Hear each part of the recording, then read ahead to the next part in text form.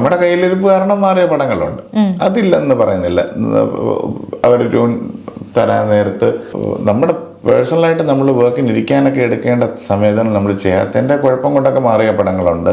പലപ്പോഴും റിയാക്ട് ചെയ്താൽ നമ്മൾ ഒറ്റപ്പെട്ടു പോകും. അത് തീർച്ചയായിട്ടും നമ്മൾ വളരുന്നൊരു സിറ്റുവേഷനും ഇല്ലെങ്കിൽ നമ്മൾ കടന്നു പോകുന്ന സ്ഥലങ്ങളെല്ലാം അതുപോലെയാണ്.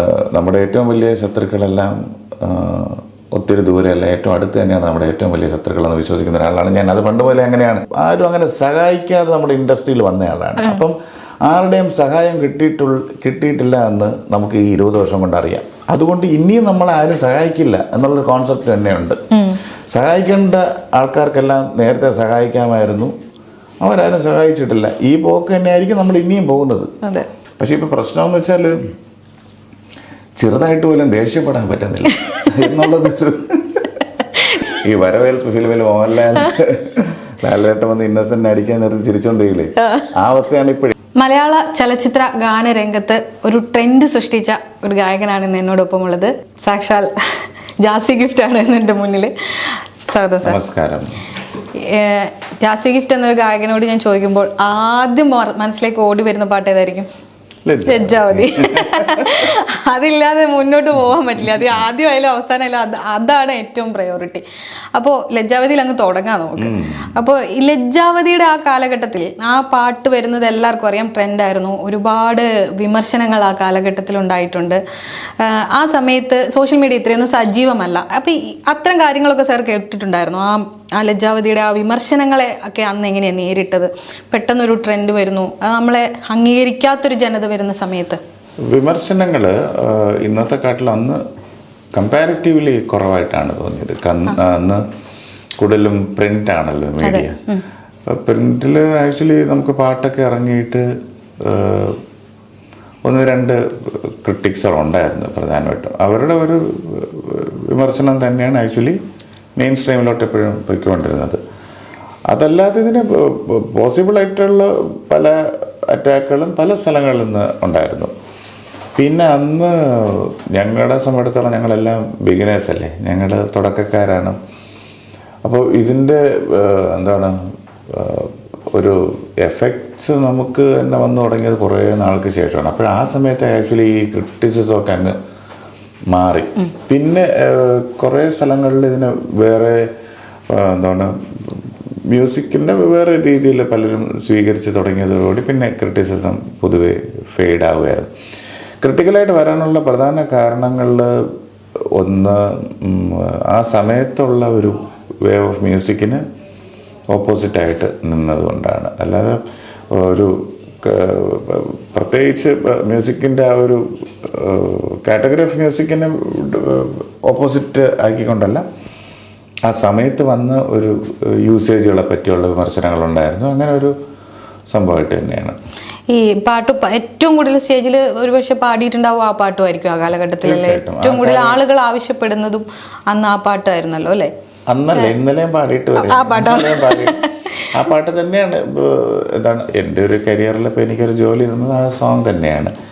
ആ പാട്ടിനെ എത്രയൊക്കെ മാറ്റി നിർത്തണം എന്ന് പറഞ്ഞാൽ നമ്മളെ കൊണ്ട് അത് പറ്റില്ല. നമ്മുടെ ഒരു കരിയർ തുടങ്ങുന്നതും നമ്മളെ സസ്റ്റെയിൻ ചെയ്യിക്കുന്നതും നമുക്ക് എല്ലാ സ്ഥലങ്ങളിലും ഒരു ഡെമോ നമ്മളെന്നുള്ള ആർട്ടിസ്റ്റിനെ വെറുതെ കാണിക്കുന്ന ആ സോങ് തന്നെ. അല്ല, ഞാൻ ചോദിക്കട്ടെ, ആ ഒരു പാട്ടിലേക്ക് ഇപ്പൊ ജാസി ഗിഫ്റ്റ് എന്ന് പറയുന്നത് ഗായനെ ആ ഒരു ഒറ്റ പാട്ടിലേക്ക് ഒതുങ്ങുന്ന പോലെ തോന്നിയിട്ടുണ്ടോ എപ്പോഴെങ്കിലും? പിന്നീടും കുറേ നല്ല പാട്ടുകൾ തമിഴിൽ, തെലുങ്കിൽ, കന്നഡയിൽ, മലയാളത്തിലൊക്കെ ഫാസ്റ്റ് നമ്പേഴ്സ് മാത്രമല്ല മെലഡീസും ഇഷ്ടം പോലെ പാട്ടുകൾ. പക്ഷെ ആ ഒരു പോപ്പുലാരിറ്റിയിലേക്ക് മാത്രം ഒതുങ്ങി പോകുന്നു എന്നുള്ളൊരു തോന്നൽ വന്നിട്ടുണ്ടോ എപ്പോഴും? ഒതുങ്ങി പോകുന്നതായിട്ട് തോന്നിയിട്ടില്ല. ആ പാട്ട് ആണ് ഇപ്പോഴും എൻ്റെ ഒരു കമ്പോസിങ്ങിൽ കേൾക്കാൻ ഇഷ്ടം എന്നുള്ളൊരു രീതിയിൽ ഞാൻ പോസിറ്റീവായിട്ട് ചിന്തിക്കാറുണ്ട്. ഒതുങ്ങുക എന്നുള്ളൊരു ടേമിന് സത്യം പറഞ്ഞാൽ ഒരു ചെറിയ മീനിങ് ആണ് ഞാൻ കാണുന്നത്. അതല്ലാതെ ഈ പാട്ട് കേൾക്കാൻ ഇഷ്ടപ്പെടുന്ന ഒരു ഗ്രൂപ്പ് അന്നുകൊണ്ട് ഇപ്പോഴത്തെ പുതിയ ജനറേഷനിലോട്ടും പാട്ട് വന്നു എന്നുള്ളത് അറിയാൻ കഴിഞ്ഞതിൽ ഒരു സന്തോഷമുണ്ട്. പിന്നെ എപ്പോഴും അറിയാമല്ലോ, നമ്മുടെ ഒരു മേജർ വർക്കും അത് തന്നെയാണ്. ആ ഒരു പാട്ട് ഇപ്പം എന്നെ സംബന്ധിച്ചിടത്തോളം ഞാൻ പാടിയിരിക്കുന്ന പാട്ടുകളാണെങ്കിലും അല്ലെങ്കിലും പലരും കേൾക്കാൻ ഇഷ്ടപ്പെടുന്ന പാട്ട് ഇത് തന്നെയാണ്, ഒരേ ഒരു സ്റ്റേറ്റിൽ ഒഴിച്ച്. കാര്യം ഞാൻ കന്നഡയിലാണ് ഏറ്റവും കൂടുതൽ പാട്ട് മ്യൂസിക് ചെയ്തിരിക്കുന്നത്. അവിടെ പക്ഷേ ഞാൻ ഒരു സിംഗറായിട്ട് പോലും ആർക്കും അറിയില്ല. ഞാൻ അവിടെ സിംഗറേ അല്ല, ഞാൻ മ്യൂസിക് കമ്പോസറാണ്. അവിടെ ഈ പാട്ടൊന്നും അല്ല. ആക്ച്വലി എന്നെ പറ്റി അറിയുന്ന പാട്ട് വേറെ പാട്ടുകളാണ്. അപ്പോൾ എവിടെയാണ് നമ്മൾ ഏതൊക്കെ സ്ഥലങ്ങളിലാണ് വർക്ക് ചെയ്യാൻ വേണ്ടി നമുക്ക് പറ്റുന്നത്, അവിടെയൊക്കെ ഇതിൻ്റെ സ്വഭാവം മാറുന്നുണ്ട്. ഇപ്പോൾ കന്നഡയിൽ പോകുമ്പോഴത്തേക്ക് എൻ്റെ ഈ പാട്ടിനെക്കാട്ടിലും പോപ്പുലറായിട്ടുള്ള ഒത്തിരി പാട്ടുകളാണ് അവർ കേൾക്കാൻ ആഗ്രഹിക്കുന്നതും. ഇത് അവിടുത്തെ ലിസ്റ്റിലെ മേജർ ലിസ്റ്റുകളിൽ പോലും ഈ പാട്ട് എടുത്ത് കാണിക്കപ്പെടുന്നില്ല. ഞാനവിടെ സിംഗറായിട്ടല്ല, ഞാനവിടെ മ്യൂസിക് കമ്പോസറായിട്ടാണ്. അപ്പോഴെല്ലാം ഓരോ രീതിയിൽ എങ്ങനെ അക്സെപ്റ്റ് ചെയ്യപ്പെടുന്നു അതനുസരിച്ചിരിക്കും എന്നാണ് എനിക്ക് തോന്നിയത്. എങ്ങനെയാ പാട്ടിലേക്ക് എത്തിയത്? ഒരു മൊമെന്റ് ഉണ്ടല്ലോ ഈ പാട്ട് ചെയ്യാൻ. സാർ ഇതുപോലെ ജയരാജ് സാറ് ഒരു ഹിന്ദി ഫിലിം അദ്ദേഹത്തിൻ്റെ നവരസങ്ങളെ ബേസ് ചെയ്തിട്ടുള്ള പടത്തിൽ മൂന്നാമത് ബീവൽസയ്ക്ക് വേണ്ടിയാണ് ആദ്യം ചെയ്യുന്നത്. അന്ന് അദ്ദേഹത്തിന് കുറച്ച് ഡെമോസ് ഞാൻ കൊടുത്തായിരുന്നു. അന്നും ഈ പറയുന്നത് പോലെ ഞാൻ ഈ ബാൻഡിലെ സിംഗറായിരുന്നു, കീബോർഡിസ്റ്റും സിംഗറായി. അപ്പോൾ അത് കാരണം അന്ന് ഈ മിക്സിങ് ഭയങ്കര ഇഷ്ടമായിരുന്നു. അങ്ങനെ ഫ്യൂസ് ചെയ്തിട്ടുള്ള സോങ്ങുകളോട് ഒത്തിരി താല്പര്യം ഉണ്ടായിരുന്നു. അതിൻ്റെ ഒരു മേമ്പൊടിയാണ് ആക്ച്വലി ജയരാജ് സാറിനും ഇഷ്ടപ്പെട്ടതാണ്. നമ്മളത് ഫ്യൂസ് ചെയ്യുക എന്നുള്ളൊരു സംഭവത്തിൽ ആണ് അദ്ദേഹത്തിന് ഇഷ്ടപ്പെട്ടു. എനിക്ക് ഇപ്പോഴും മറക്കാൻ പറ്റാത്തൊരു സംഭവം, ഞാൻ ഈ ഡെമോ കാണിക്കുന്ന സമയത്ത് നമ്മുടെ ലോഹിദാസ് സാർ അവിടെ ഉണ്ടായിരുന്നു. ചിത്രാഞ്ജലിയിലാണ് ബീവൽസയുടെ പോസ്റ്റ് പ്രൊഡക്ഷനൊക്കെ നടക്കുന്ന സമയം. ആ സമയത്ത് ഈ ഇംഗ്ലീഷ് മിക്സ് ആദ്യം കേട്ടിട്ട് ഈ ഫ്യൂഷൻ നല്ലതാണെന്ന് പറയുന്ന ആദ്യത്തെ ഫിലിം പേഴ്സണാലിറ്റി ഉള്ള ഒരാൾ ലോഹിദാസ് സാറായിരുന്നു. അത് ആ ഒരു ഇതെങ്ങനെ ഒരുമിച്ച് കൊണ്ടുവരാം എന്നുള്ളൊരു സങ്കല്പമുണ്ടല്ലോ, അതിന് ആ സമയത്തൊക്കെ കിട്ടിയൊരു ഇൻസ്പിറേഷൻ ഭയങ്കരമാണ്. അതാണ് പിന്നെ കുറച്ചുകൂടെ വന്നപ്പോഴത്തേക്ക് ഫോർ ദ പീപ്പിൾ എന്നുള്ള ആൽബത്തിൽ അത് കറക്റ്റായിട്ട് നമുക്ക് യൂസ് ചെയ്യാൻ പറ്റി. അതാണ് ഈ അതിനു മുമ്പാണല്ലോ സാഫല്യം ചെയ്യുന്നത് അല്ലേ? അപ്പോൾ ആ ഒരു പുതിയ ഒരാളെന്ന നിലയ്ക്ക് അങ്ങനെ ഒരു എൻട്രി വരുമ്പോൾ എങ്ങനെയായിരുന്നു അത് സംഭവിച്ചത്? ആദ്യത്തെ ഒരു പാട്ട് ഞാൻ ജയരാജ് സാറിനോട് വർക്ക് ചെയ്തിട്ട് ആ ഒരു വർഷത്തെ ഒരു ഗ്യാപ്പ് ഉണ്ടായിരുന്നു ഈ പടം. അപ്പോഴും സാറ് പറയും നമുക്ക് മലയാളം ഒരു മൂവി ചെയ്യാമെന്ന് പറഞ്ഞു. സഫലം വരുന്ന സമയത്ത് അദ്ദേഹത്തിൻ്റെ അസോസിയേറ്റ് അശോക് ഏട്ടനായിരുന്നു അതിൻ്റെ കമ്പോസിങ് എന്ന് പറയുമ്പോൾ ഞാൻ എപ്പോഴും സിനിമാ പാട്ടുകളെ സംബന്ധിച്ചിടത്തോളം അറിയാമല്ലോ, അതിൻ്റെ ക്യാപ്റ്റൻ എന്ന് വെച്ചാൽ ഡയറക്ടർ സാറാണ്. അദ്ദേഹം എന്താണ് പറയുന്നത് നമുക്ക് ചെയ്യുക, അത് മാത്രമാണ് നമ്മളൊരു ടൂളായിട്ട് യൂസ് ചെയ്യുകയാണല്ലോ. അപ്പോഴും സഫലം എന്നുള്ളതിൽ ഇച്ചിരി മെലഡിക്കായിട്ടുള്ളൊരു സംഭവം വന്നു. അപ്പം നമ്മളെ സംബന്ധിച്ചിടത്തോളം നമ്മൾ എല്ലാ ഓപ്പർച്യൂണിറ്റി ഇങ്ങനെ വെയിറ്റ് ചെയ്തിരിക്കുന്ന ഒരു സമയമായിരുന്നു. ആൽബമാണ് ചെയ്തു തുടങ്ങിയത്. ആൽബത്തിന് വേണ്ടി കുറേ പാട്ടുകൾ ഇങ്ങനെ ചെയ്തു വെച്ചു. അതിലെ കുറച്ച് പാട്ടുകൾ ഡെമോസായിട്ട് ആണ് സാറിനെ കാണിച്ചത്. അപ്പം അതിനകത്ത് നമുക്ക് പ്രത്യേകിച്ച് ആ സമയം ഫ്രാങ്കായിട്ട് പറയുകയാണെങ്കിൽ നമുക്കിത് റാപ്പ് തന്നെ ചെയ്യണം, ഇല്ലെങ്കിൽ ഇങ്ങനത്തെ ഒരു കാറ്റഗറിയിൽ തന്നെ വേണം എന്നുള്ളൊരു സംഭവം നമുക്ക് ആക്ച്വലി ഡയറക്ടറിൻ്റെ ഭാഗത്തു നിന്നാണ് വരുന്നത്. അത് കാരണം നമ്മൾ അതിനുവേണ്ടി സുരക്കൂട്ടായിരുന്നു. അത് കഴിഞ്ഞിട്ട് സഫലം വന്നപ്പോഴത്തേക്കൊരു മെലഡിക്കായിട്ടുള്ള ഒരു എൻവയോൺമെൻറ്റിലുള്ളൊരു പടം. അപ്പോൾ അതും ചെയ്തത് വളരെ നല്ലതായിട്ട് തോന്നി. ഈ ഡയറക്ഷൻ ചെയ്യാം അല്ലെങ്കിൽ എനിക്ക് അങ്ങനെ ചെയ്യാൻ പറ്റും എന്നൊക്കെ തിരിച്ചറിഞ്ഞ് അങ്ങനെ ഒരു കോൺഫിഡൻസ് ഒക്കെ വന്നത് എപ്പോഴാണ്? അത് വളരെ ലേറ്റ് ആയിട്ടാണ് യഥാർത്ഥത്തിൽ. ഞാൻ മ്യൂസിക് കമ്പോസിങ് എന്നുള്ള ഫീൽഡിലേക്ക് വളരെ ഇഷ്ടമായിരുന്നു. അത് കാര്യം ഇപ്പോഴത്തെ പോലെ അന്നത്തെ സിറ്റുവേഷൻ ഒരു 20-21 വർഷം മുമ്പ് കമ്പോസിങ് ആണെങ്കിൽ നമുക്ക് ചെയ്യാം. നമുക്ക് അന്ന് ഇതുപോലെ സ്റ്റുഡിയോ ഫെസിലിറ്റീസൊക്കെ വളരെ കുറവായിരുന്നു. നമുക്ക് മ്യൂസിക് ചെയ്യാൻ പറ്റും. പക്ഷെ ഇത് എങ്ങനെ ജനങ്ങളിലേക്ക് എത്തിക്കും, എത്ര പേര് കേൾക്കും, അങ്ങനെ ഒരു സംഭവം ഉണ്ടായിരുന്നു. പിന്നെ സിനിമ എന്ന് വെച്ചാൽ വളരെ ദൂരെ നിൽക്കുന്ന ഒരു സംഭവമായിരുന്നു അന്ന്. സിനിമ പാട്ടെന്ന് പറയുമ്പോഴത്തേക്ക് അറിയാമല്ലോ, നമുക്ക് എങ്ങും എത്തിപ്പെടാൻ പറ്റാത്ത ഒരു മേഖലയായിരുന്നു അത്. അപ്പം അങ്ങനത്തേക്ക് ഒരു കൺഫ്യൂഷൻ ഭയങ്കരമായിരുന്നു. അത് സത്യത്തിൽ നമ്മുടെ ഡയറക്ടർ സാറ് തന്നെയാണ് ആ കൺഫ്യൂഷനെല്ലാം മാറ്റാനും ഫിലിമിലേക്കുള്ള ഒരു ഫിലിം മ്യൂസിക് എന്നുള്ളൊരു കോൺസെപ്റ്റ്. പിന്നെ എനിക്ക് എപ്പോഴും തോന്നിയിട്ടുണ്ട് യൂഷ്വലായിട്ടുള്ള പാറ്റേണിൽ നിന്ന് മാറണമെന്നും അദ്ദേഹത്തിൻ്റെ ഒത്തിരി സജഷൻസ് ഉണ്ടായിരുന്നു. ആ കാലത്ത് ഒരുപക്ഷെ ഇങ്ങനെ സംഗീത സംവിധാനത്തിലേക്ക് കയറി വരിക എന്ന് പറയുന്നത് വലിയ എഫേർട്ടാണല്ലോ. കാരണം ഇന്ന് നമുക്ക് വളരെ ഈസിയാണ് ഒരു പാട്ട് കമ്പോസ് ചെയ്യാന്ന് പറഞ്ഞാൽ. അന്ന് നമ്മളെ അത്ര ആളുകൾ അക്സെപ്റ്റ് ചെയ്യുമെന്ന് പോലും അറിയില്ല. മാത്രം ഇൻഡസ്ട്രിയിൽ എങ്ങനെ ആളുകൾ സ്വീകരിക്കും എന്നുള്ളൊരു പ്രശ്നമുണ്ട്. അത് തീർച്ചയായിട്ടും ആ ഒരു ഭയം അന്ന് ഉണ്ടായിരുന്നു. പിന്നെ ഞങ്ങളെ സംബന്ധിച്ചിടത്തോളം ഞങ്ങളെല്ലാവരും അതിൽ ഓർക്കസ്ട്ര ചെയ്തവരാണെങ്കിൽ ഞങ്ങളെല്ലാവരും വളരെ പുതിയ ആൾക്കാരാണ്. നമ്മൾ ഇതിനൊരു അവസരം കാത്തു നിൽക്കുക മാത്രമായിരുന്നു. അത് കാരണം നമുക്ക് വേറെ ഫ്രണ്ടിലുള്ള ഒരു ഹേർഡിലും നമ്മൾ അങ്ങനെ നോക്കിയിട്ടില്ല. നമ്മൾ അപ്പോൾ ചെയ്യേണ്ട ഒരു, പിന്നെ കുറച്ചുകൂടെ മൈൻഡ് നല്ല ഫ്രീ ആയിരുന്ന ഒരു സമയമായിരുന്നു. അതൊക്കെ കാരണം അങ്ങനെ ചെയ്യാൻ പറ്റിയതാണ്. ഈ പ്ലേ ബാക്ക് സിംഗിങ് എന്നുള്ളൊരു ആഗ്രഹം ശരിക്കും പറഞ്ഞാൽ മനസ്സിലായി. ഇപ്പം എന്തായാലും ചെറുപ്പത്തിലെ കീബോർഡും അങ്ങനെയൊക്കെ ആയിട്ട് കുറേ വർക്ക് ചെയ്തിട്ടുണ്ടല്ലോ. പള്ളിയിൽ കൊയറിൽ പാടിയിട്ടുണ്ടെന്ന് ഞാൻ കേട്ടിട്ടുണ്ട് കുറേ കാലങ്ങളിൽ. അപ്പം ആ സമയത്തൊക്കെ എപ്പോഴാണ് ഒരു ചേഞ്ച് നമ്മുടെ മൈൻഡിൽ വന്നത്, ഇങ്ങനെ ഒരു പ്ലേ ബാക്ക് സിംഗിങ്ങിലേക്ക് പോകാം, അല്ലെങ്കിൽ എനിക്കത് എത്തിപ്പിടിക്കാൻ പറ്റുമെന്നൊക്കെ തോന്നിയത്? എനിക്ക് ഒരിക്കലും എൻ്റെ മനസ്സിൽ തോന്നിയിട്ടില്ല സിനിമ പാട്ടുകൾ പാടാൻ പറ്റുമെന്ന് തോന്നിയിട്ടില്ല, വിചാരിച്ചിട്ടേ ഇല്ല. അപ്പോഴും ഒരിക്കലും തമിഴ് പാടാനോ തെലുങ്ക് പാടാനോ കന്നഡ പാടാനോ പറ്റുമെന്ന് എനിക്ക് ഒരിക്കലും തോന്നിയിട്ടില്ല. മലയാളം സിനിമ പാട്ട് രംഗത്തേക്ക് വന്നത് വളരെ യാദൃശ്യമായിട്ടാണ്. കാര്യം ഞാനൊരു പ്ലേ ബാക്ക് സിംഗർ, കാര്യം അറിയാമല്ലോ, നമ്മുടെ സൗണ്ട് ആണെങ്കിലും ഇല്ലെങ്കിൽ നമ്മുടെ എന്താണ് നമ്മൾ പാടുന്ന രീതിയിലുള്ള പ്രയോഗങ്ങളാണെങ്കിലും എല്ലാം ഒരു ഒരു ഒരു ഒരു പോസിബിളി ഒരു ഇതിനകത്ത് നിൽക്കുന്ന ഒരു ഫ്രെയിമിനകത്ത് നിൽക്കുന്നതാണ് എനിക്കെപ്പോഴും തോന്നിയിട്ടുണ്ട്. അപ്പോൾ ഇത് കാരണം നമുക്ക് എത്രമാത്രം ഫ്രണ്ടിലേക്ക് പോകാൻ പറ്റും എന്നുള്ളൊരു സംശയം അന്നുണ്ട് തീർച്ചയായിട്ടും. അപ്പോഴ് മലയാള സിനിമ പാട്ടെന്ന് പറഞ്ഞാൽ നമുക്കറിയാലോ, ഒരു മെലഡിക്കായിട്ടുള്ള മൂവ്മെൻറ്റിലൊക്കെ ഉള്ള സംഭവങ്ങൾ. അത് പക്ഷേ എങ്ങനെയാണ് സിനിമ പാട്ട് രംഗത്തേക്ക് മ്യൂസിക് കമ്പോസ് ചെയ്യും എന്നെനിക്ക് ചെറിയൊരു സംഭവം മനസ്സിലുണ്ടായിരുന്നു. പക്ഷെ സിനിമ പിന്നണി ഗാന രംഗത്ത് വരുമെന്ന് എനിക്കൊരു ഐഡിയയും ഇല്ലായിരുന്നു, ഒട്ടും പ്രതീക്ഷിക്കാതെ. ഈ ആ സമയത്തെ കൊയറിന്റെ ഒക്കെ ഓർമ്മകളൊന്നും എന്തെങ്കിലും ഉണ്ടോ ഇങ്ങനെ നമ്മുടെ മൈൻഡിൽ നിൽക്കുന്ന ആ ഒരു മൊമെന്റുകൾ? ഞാൻ കൊയറിലാണെങ്കിലും ഞാൻ കീബോർഡിസ്റ്റ് ആയിരുന്നു. ഞാൻ സത്യം പറയാലോ, പാട്ടെന്നുള്ള കാര്യത്തിൽ പണ്ടും ആരും എന്നെ അങ്ങനെ ക്ഷണിച്ചിട്ടില്ല. ഈ സത്യം പറഞ്ഞാൽ ലജ്ജാവതി എന്നുള്ള പാട്ട് ഇറങ്ങുന്നത് വരെ പാട്ടുകാരനായിട്ടൊന്നും ആരും കണ്ടിട്ടില്ല. എൻ്റെ കൂടെ ഉള്ളവർക്ക് പോലും അറിഞ്ഞിട്ടില്ല. എൻ്റെ അടുത്ത സുഹൃത്തുക്കൾ, ഞാൻ വെസ്റ്റേൺ പാടുന്നത് എല്ലാവരും കേട്ടിട്ടുണ്ട്. കോളേജിലാണെങ്കിലും യൂണിവേഴ്സിറ്റി കോളേജിൽ പഠിക്കുന്ന സമയത്ത് അവിടെ ഞാൻ നമ്മുടെ അവിടെയാണെങ്കിലും ഞാൻ വെസ്റ്റേൺ ആയിട്ടുള്ള ഒരു ഡാൻസ് മ്യൂസിക് ഷോ ഒക്കെ വെച്ചിട്ടുണ്ട്. ഇന്നത്തെ എല്ലാവരും പറയുന്നുള്ള EDM ഷോസൊക്കെ ഞങ്ങൾ അന്ന് ചെയ്തിട്ടുണ്ട് കോളേജിൽ. അപ്പോൾ അതിലെല്ലാം നമ്മൾ ഈ ഇംഗ്ലീഷ് പാടുന്നതും അങ്ങനെ ഒരു മിക്സ് ചെയ്തിട്ടുള്ള സംഭവങ്ങളെല്ലാം കേട്ടിട്ടുണ്ട്. മലയാളം പാട്ട് പാടുന്നത് ആക്ച്വലി എല്ലാവരും കേൾക്കുന്നത് ലജ്ജാവതി മുതലാണ് കേൾക്കുന്നത്. അത് തന്നെ പലർക്കും, എന്നെ അറിയാവുന്നുള്ള പലർക്കും ഇത് ഞാനാണ് പാടുന്നത് പിന്നെയാണ് അവർ റിയലൈസ് ചെയ്യുന്നത്. അങ്ങനെ ഒരു സംഭവമായിട്ട് കോളേജ് കാലത്തിൽ SFI കാലത്തൊന്നും അങ്ങനെ ഒരു ശ്രമം നടന്നിട്ടില്ലേ? അന്ന് ഇംഗ്ലീഷ് പാട്ടെന്ന് പറഞ്ഞാലേ നമുക്ക് അപ്പോഴേ വെളിയിൽ ഇറക്കത്തില്ല.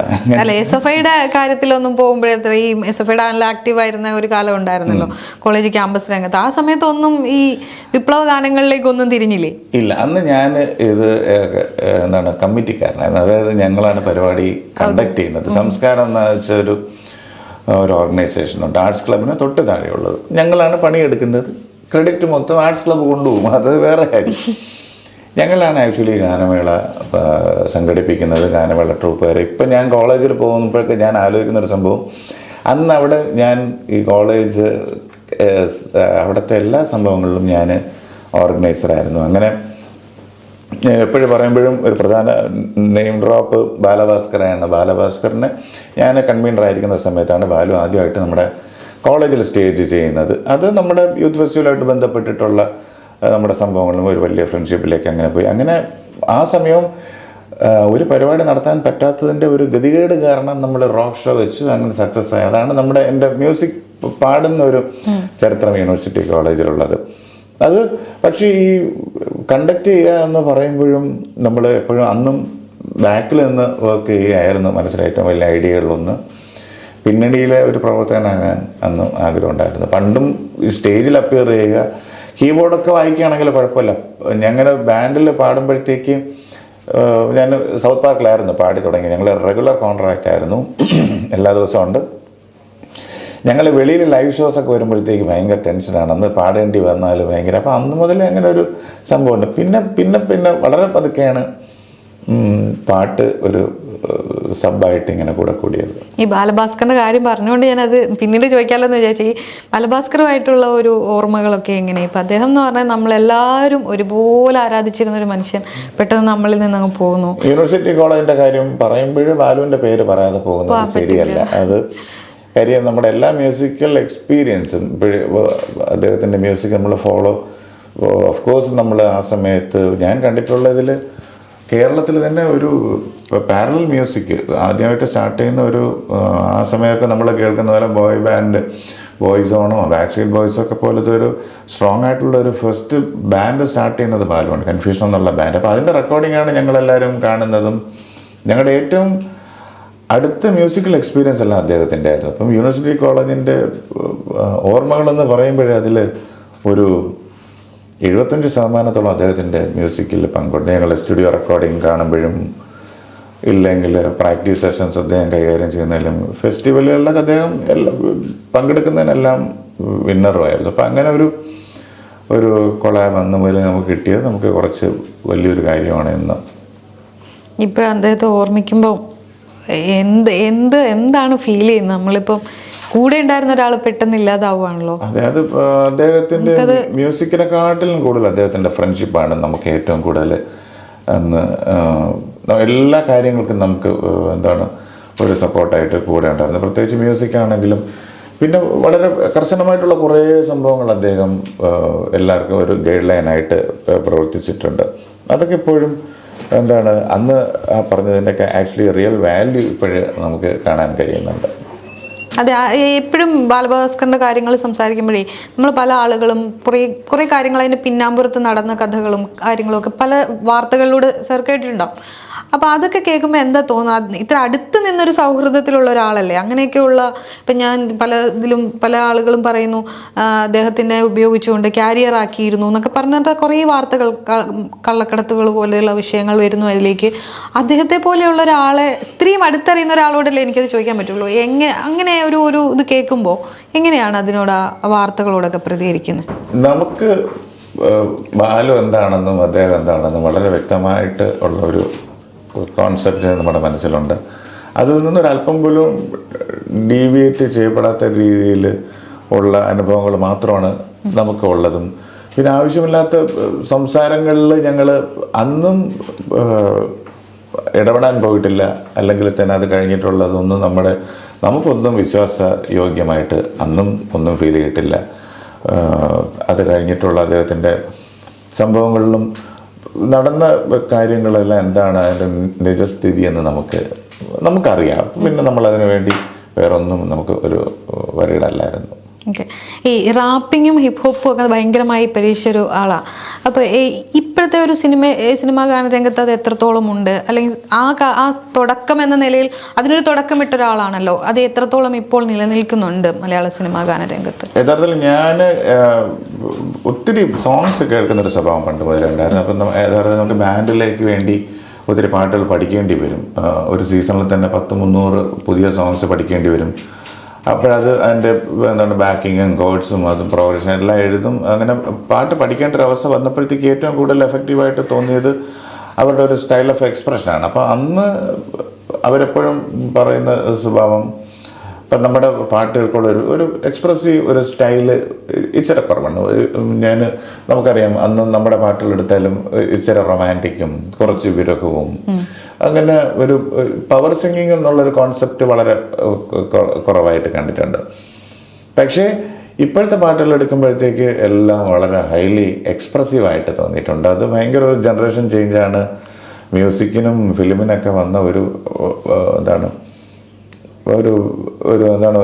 വേറൊരു മാനം ആയിട്ട് എനിക്ക് എപ്പോഴും തോന്നുന്നുണ്ട്. പിന്നെ ഹൈലി എക്സ്പ്രസീവായിട്ടുള്ള പാട്ടുകൾ ഇപ്പോഴും വരുന്നുണ്ട്. അത് ഈ പറയുന്ന പോലെ ഒരു അണ്ടർഗ്രൗണ്ട് ഹിപ്പ് ഹോപ്പിൻ്റെ ഒരു മോഡിൽ ഒത്തിരി പാട്ടുകൾ വരുന്നുണ്ട്. അതൊക്കെ ഭയങ്കര മ്യൂസിക്കിനും നല്ലതാണ്. ഒരു നെക്സ്റ്റ് ലെവൽ എന്നുള്ള രീതിയിലും വളരെ പോസിറ്റീവാണ്. ആ കാലത്ത് അത് പാടാൻ പോലുള്ള ഗായകർ നമ്മുടെ മലയാള സിനിമയിൽ കുറവായിരുന്നല്ലോ, ഇത്തരം പാട്ടുകൾ അല്ലെ? അത് അങ്ങനെ ഗായകർ കുറവായിട്ടല്ല, അന്നും ഇല്ലാതില്ല. പക്ഷെ ഇതുപോലെ പ്രൈവറ്റായിട്ട് മ്യൂസിക് ചെയ്യുന്നവരുണ്ട്. പക്ഷേ എപ്പോഴും അറിയാമല്ലോ, നമുക്കൊരു പ്രോഡക്റ്റ് ആണെങ്കിലും നമ്മൾ ഒരാളില്ലാതെ നമുക്കെല്ലാം വെളിയിലിട്ട് കൊണ്ടുവരേണ്ട സാഹചര്യം കാണില്ല. ചിലപ്പോൾ അതിൻ്റെ ഒരു കുറവ് അന്ന് ഉണ്ടായിരുന്നു കാണും. ഇന്നിപ്പോഴ് അവൈലബിൾ ആണല്ല. കുറച്ച് കുടുംബവിശേഷത്തിലേക്ക് പോയി. ഈ അച്ഛന്റെ പേര് ഭയങ്കര വ്യത്യസ്തമായ ഒരു പേരാണല്ലോ അല്ലെ? പ്രേക്ഷകർക്ക് അറിയുന്നറിയില്ല, ഇസ്രായേൽ എന്നൊരു പേര് അല്ലെ? അത് എങ്ങനെയാണ് അത് സംഭവിച്ചത്? ആ പേര് എങ്ങനെയാണ്? പപ്പയുടെ പേര് ഗിഫ്റ്റ് ഇസ്രായേൽ എന്നാണ്. ഗിഫ്റ്റ് ഇസ്രായേൽ എന്ന് വെച്ചാൽ ഗിഫ്റ്റ് ഓഫ് ഗോഡ് എന്നാണ് ആക്ച്വലി അതിൻ്റെ ഒരു രൂപം. ആ ഒരു ഗിഫ്റ്റിൽ നിന്നാണ് എനിക്കും പേര് വന്നത്. അപ്പോൾ പലരും ചോദിച്ചു എൻ്റെ ആദ്യത്തെ ആൽബത്തിൻ്റെ പേര് ഗിഫ്റ്റ് എന്നാണ്. അപ്പം ഞാൻ അതിനകത്ത് നിന്നാണ് ഗിഫ്റ്റ് എടുത്തു എന്നുള്ളതാണ്. അപ്പം പപ്പയുടെ ഈ ഒരു പേരിൽ നിന്ന് തന്നെയാണ് ബിബ്ലിക്കൽ കണക്ഷൻ ഉള്ള ഒരു പേരായിരുന്നു അത്. അതെങ്ങനെയാണ് അവർ ആ പേരിനെ എങ്ങനെ അങ്ങനെ നമ്മൾ ഇതുവരെ കേൾക്കാത്തൊരു പേര് ഒരാൾ പോലും ഇട്ടിട്ടുണ്ടാവില്ല. ഒരു സാധാരണ ഒരു പേര് വന്ന രണ്ടാമതൊരാളെങ്കിലും ഉണ്ടാവും. ഇത് ഒരിക്കൽ പോലും കേൾക്കാത്തൊരു പേരാണല്ലോ. അതിനൊരു കഥ എന്താണെന്ന് വല്ലതും അറിയോ? അതിന്റെ എനിക്ക് ഇത് വന്നത് ഈ ഗിഫ്റ്റ് എന്നുള്ളത് അത് അച്ഛന്റെ പേരിൽ നിന്ന് വന്നു എന്നുള്ളതാണ്. ഗിഫ്റ്റ് ഇസ്രായേൽ എന്നുള്ളൊരു പേര് ഫാദറിന് വരാനുള്ളൊരു അത് ആക്ച്വലി ദൈവത്തിന്റെ സമ്മാനമായിട്ട് അപ്പന് വന്നത്. അതാണ് ഗിഫ്റ്റ് ഇസ്രായേൽ എന്നുള്ളൊരു പേരിലേക്ക് വന്നത്. അതെനിക്ക് ഇങ്ങോട്ട് വരെ തന്നെയായിരുന്നു. അല്ല, എനിക്ക് ആ പേരിൽ ഭയങ്കര കൗതുകം തോന്നി. ഈ ജയരാജ് സാറാണല്ലോ ആദ്യമായിട്ട് കൊണ്ടുവരുന്നതും ഒക്കെ ഉള്ളത്. അപ്പൊ എങ്ങനെയാണ് അദ്ദേഹമായിട്ടൊക്കെ ഉള്ളൊരു ബന്ധവും? സാർ എൻ്റെ ആൽബം കേൾക്കുകയാണ് ആദ്യമായിട്ട്. ഞാൻ ചെയ്തു വെച്ച ആൽബങ്ങൾ അദ്ദേഹം ഡെമോ ആയിട്ട് കേൾക്കുകയായിരുന്നു. അങ്ങനെ കേട്ടിട്ട് ഫിലിമിന് വേണ്ടി വിളിക്കായിരുന്നു. ബീബൽസിക്ക് വേണ്ടിയാണ് ആദ്യമായിട്ട് വിളിക്കുന്നത്. അപ്പോൾ അദ്ദേഹം പറഞ്ഞ ഡെമോസ് എനിക്ക് തോന്നുന്നു അദ്ദേഹം പറഞ്ഞ ഫിലിമിൻ്റെ സിറ്റുവേഷനും പാട്ടുകളുമായിട്ട് ചില ബന്ധമുണ്ടായിരുന്നു. ഇപ്പം ഞാൻ ചെയ്യാൻ പ്ലാൻ ചെയ്ത് വെച്ചിരുന്നതും അതുമായിട്ട് വളരെ ഒരു ക്ലോസ്ഡ് കണക്ഷൻ ഉണ്ടായിരുന്നു. അത് കാരണം അദ്ദേഹത്തിന് ഡെമോകൾ ഒത്തിരി അടുത്ത് കിട്ടി. അങ്ങനെ ഡെമോ അപ്രൂവ് ചെയ്തിട്ടാണ് പിന്നെ പാട്ടിലേക്ക് പോകുന്നത്. അതുപോലെ ഈ കീരവാണി സാറിനെ പോലെ അതെ യുവാൻ ശങ്കരാജ് പോലെയുള്ള ആളുകളുടെ കൂടെ വർക്ക് ചെയ്തൊരു എക്സ്പീരിയൻസ് ഒന്ന് പങ്കുവെക്കാമോ? അതൊക്കെ വളരെ സ്വപ്ന സമാനമായ എക്സ്പീരിയൻസുകളാണ്. കാര്യം ഞങ്ങൾ ഒത്തിരി ഇഷ്ടപ്പെട്ട ഒത്തിരി മ്യൂസിക് ഡയറക്ടേഴ്സുമായിട്ട് വർക്ക് ചെയ്യാൻ പറ്റി. അത് തന്നെയാണ് മ്യൂസിക്കിൽ വന്നിട്ട് കിട്ടിയ ഏറ്റവും വലിയ ഭാഗ്യങ്ങളിലൊന്ന്. ഒത്തിരി പണ്ട് പോലെ ഞാൻ ഒത്തിരി പാട്ട് കേൾക്കുന്നൊരു സ്വഭാവമുണ്ട്. പാട്ട് പല ഒത്തിരി ടൈപ്പ് കേൾക്കും. എന്താണ് നേരത്തെ ഞങ്ങൾ ഈ തെലുങ്ക് കന്നഡ പാട്ടൊക്കെ കേൾക്കുമായിരുന്നു. ഒത്തിരി പാട്ടുകൾ കേൾക്കും. അങ്ങനെ അന്ന് മനസ്സിൽ ഇഷ്ടമുണ്ടായിരുന്ന ഒത്തിരി പേരുമായിട്ട് വർക്ക് ചെയ്യാൻ പറ്റി എന്നുള്ളത് മ്യൂസിക്കിൽ കിട്ടിയ ഏറ്റവും വലിയ ഭാഗ്യങ്ങളാണ്. അത് മനസ്സിൽ ഒട്ടും പ്രതീക്ഷിക്കാത്തവരുടെ കൂടെയൊക്കെ സ്റ്റുഡിയോയിൽ നിൽക്കുമ്പോഴത്തേക്ക് അത് വലിയ സന്തോഷം നൽകിയിട്ടുള്ള കാര്യമാണ്. ആ സമയത്ത് മനസ്സിലെങ്ങനെയായിരിക്കും? ഇത്രയും വലിയൊരു സ്റ്റാർഡമുള്ള ആളുകളാണല്ലോ അവരൊക്കെ. അത് സ്റ്റുഡിയോയിൽ നിൽക്കുമ്പോൾ യഥാർത്ഥത്തിലൊരു മൾട്ടിപ്പിൾ സ്വഭാവമാണ്. കാര്യം ഇത് നമുക്കിത് എത്രമാത്രം ഇത് കറക്റ്റ് ചെയ്യാൻ പറ്റും, ഇത് എങ്ങനെ ചെയ്യാൻ പറ്റും എന്നുള്ള ഒരു കുഞ്ഞൊരു പേടി എപ്പോഴും ഇങ്ങനെ മനസ്സിൽ കാണും. പിന്നെ എപ്പോഴും അവരുടെയൊക്കെ വർക്കിൽ തോന്നിയിട്ടുള്ള കാര്യം വളരെ പ്രോപ്പറായിട്ടും ആപ്റ്റായിട്ടുള്ള പാട്ടിന് മാത്രമേ നമ്മളെ ക്ഷണിക്കൂ. അത് കറക്റ്റാണ്. ഈ പാട്ട് ഈ സിംഗർ പാടിയാൽ നല്ലതായിരിക്കും എന്നുള്ളൊരു ജഡ്ജ്മെൻ്റ് അവർക്കുണ്ട്. അത് കാരണം ഭയങ്കര സ്റ്റുഡിയോയിൽ നിൽക്കുമ്പോഴത്തേക്ക് എന്താണ് വളരെ ഒരു കംഫർട്ടബിൾ ലെവലാണ് അങ്ങനെയുള്ളവരുടെ കൂടെ നിൽക്കുമ്പോൾ. ഈ പാടുമ്പോഴാണോ അതോ കമ്പോസ് ചെയ്യുമ്പോഴാണോ കൂടുതൽ ടെൻഷൻ അനുഭവിക്കുക, സമ്മർദ്ദം കൂടുതൽ തോന്നാറുള്ളത്? സമ്മർദ്ദം കാലക്കാലം ഇത് കൂടിക്കൊണ്ടിരിക്കും. അണ്ടർ പ്രഷറിൽ വർക്ക് ചെയ്യുന്നത് ഒരു സ്റ്റൈലുണ്ട്. പക്ഷേ ഇപ്പോൾ പാടുന്നതാണ് കുറേ കൂടെ താല്പര്യം. അതാകുമ്പോൾ എന്താണ് നമ്മുടെ കമ്പോസിങ് അതൊരു ആക്ച്വലി വേറൊരു ലെവലാണല്ലോ. അത് ഓരോ സമയം അതിൻ്റെ ഒരു സൃഷ്ടി ഉണ്ടാവുകയാണല്ലോ. അത് ശരി എളുപ്പമല്ല. പെയിൻ മാത്രമല്ല, അത് എളുപ്പമുള്ള കാര്യമായിട്ട് തോന്നുന്നില്ല. കമ്പോസ് ചെയ്യാൻ പറ്റും നമുക്ക്. കമ്പോസിങ് എളുപ്പമാണ്. അത് എത്രമാത്രം മറ്റുള്ളവരെ ഇഷ്ടപ്പെടുത്താൻ പറ്റും എന്നുള്ളതിന് അതിനൊരു നമുക്കെന്താണ് അറിയാൻ ഒരു അളവ് പോലുമില്ല. അത് കറക്റ്റ് അവരിഷ്ടപ്പെട്ടേ മതിയാവും. ആ ഒരു സംഭവത്തിലേക്ക് മ്യൂസിക് കമ്പോസിങ് എന്ന് പറയുമ്പോൾ ഈസി ആയിട്ടുള്ളൊരു ഫാക്ടറായിട്ട് തോന്നുന്നില്ല. അത് പല സ്ഥലങ്ങളിലും പല രീതിയാണ്. നമുക്ക് പണ്ടത്തെ പോലെ പെട്ടെന്ന് 1-2 ട്യൂണിൽ ഇപ്പോഴും അടങ്ങില്ല. ഞാനിപ്പോൾ ചെയ്യുന്ന ഗൗരി എന്നുള്ളൊരു മൂവിയാണ്.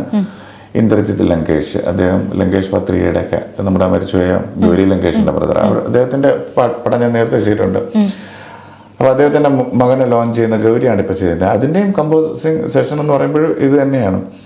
അവർക്ക് നമ്മൾ ഉദ്ദേശിക്കുന്ന പോലെ അവരുടെ അത്രയും നമ്മൾ കൂടെ ഇരുന്ന് വർക്ക് ചെയ്ത് ആ ഒരു പ്രഷർ എന്നുള്ളത് കുറച്ച് ടഫായിട്ട്.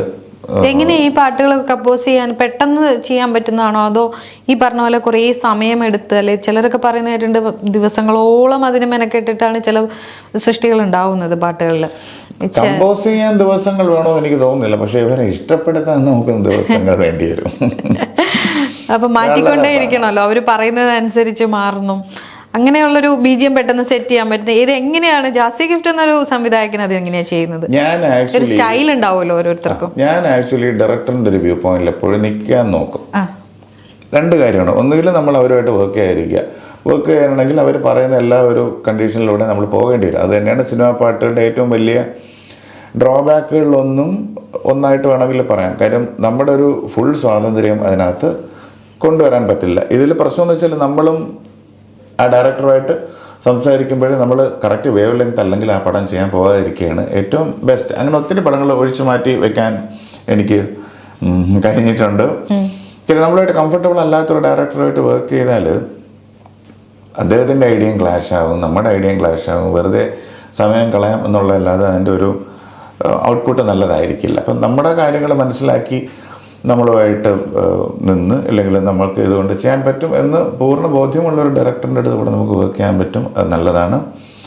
അതല്ലെങ്കിൽ പ്രശ്നം എന്ന് വെച്ചാൽ ഒരാഴ്ച എന്നുള്ളത് ചിലപ്പോൾ ഒരു മാസത്തേക്ക് ഇങ്ങനെ പൊയ്ക്കൊണ്ടിരിക്കും.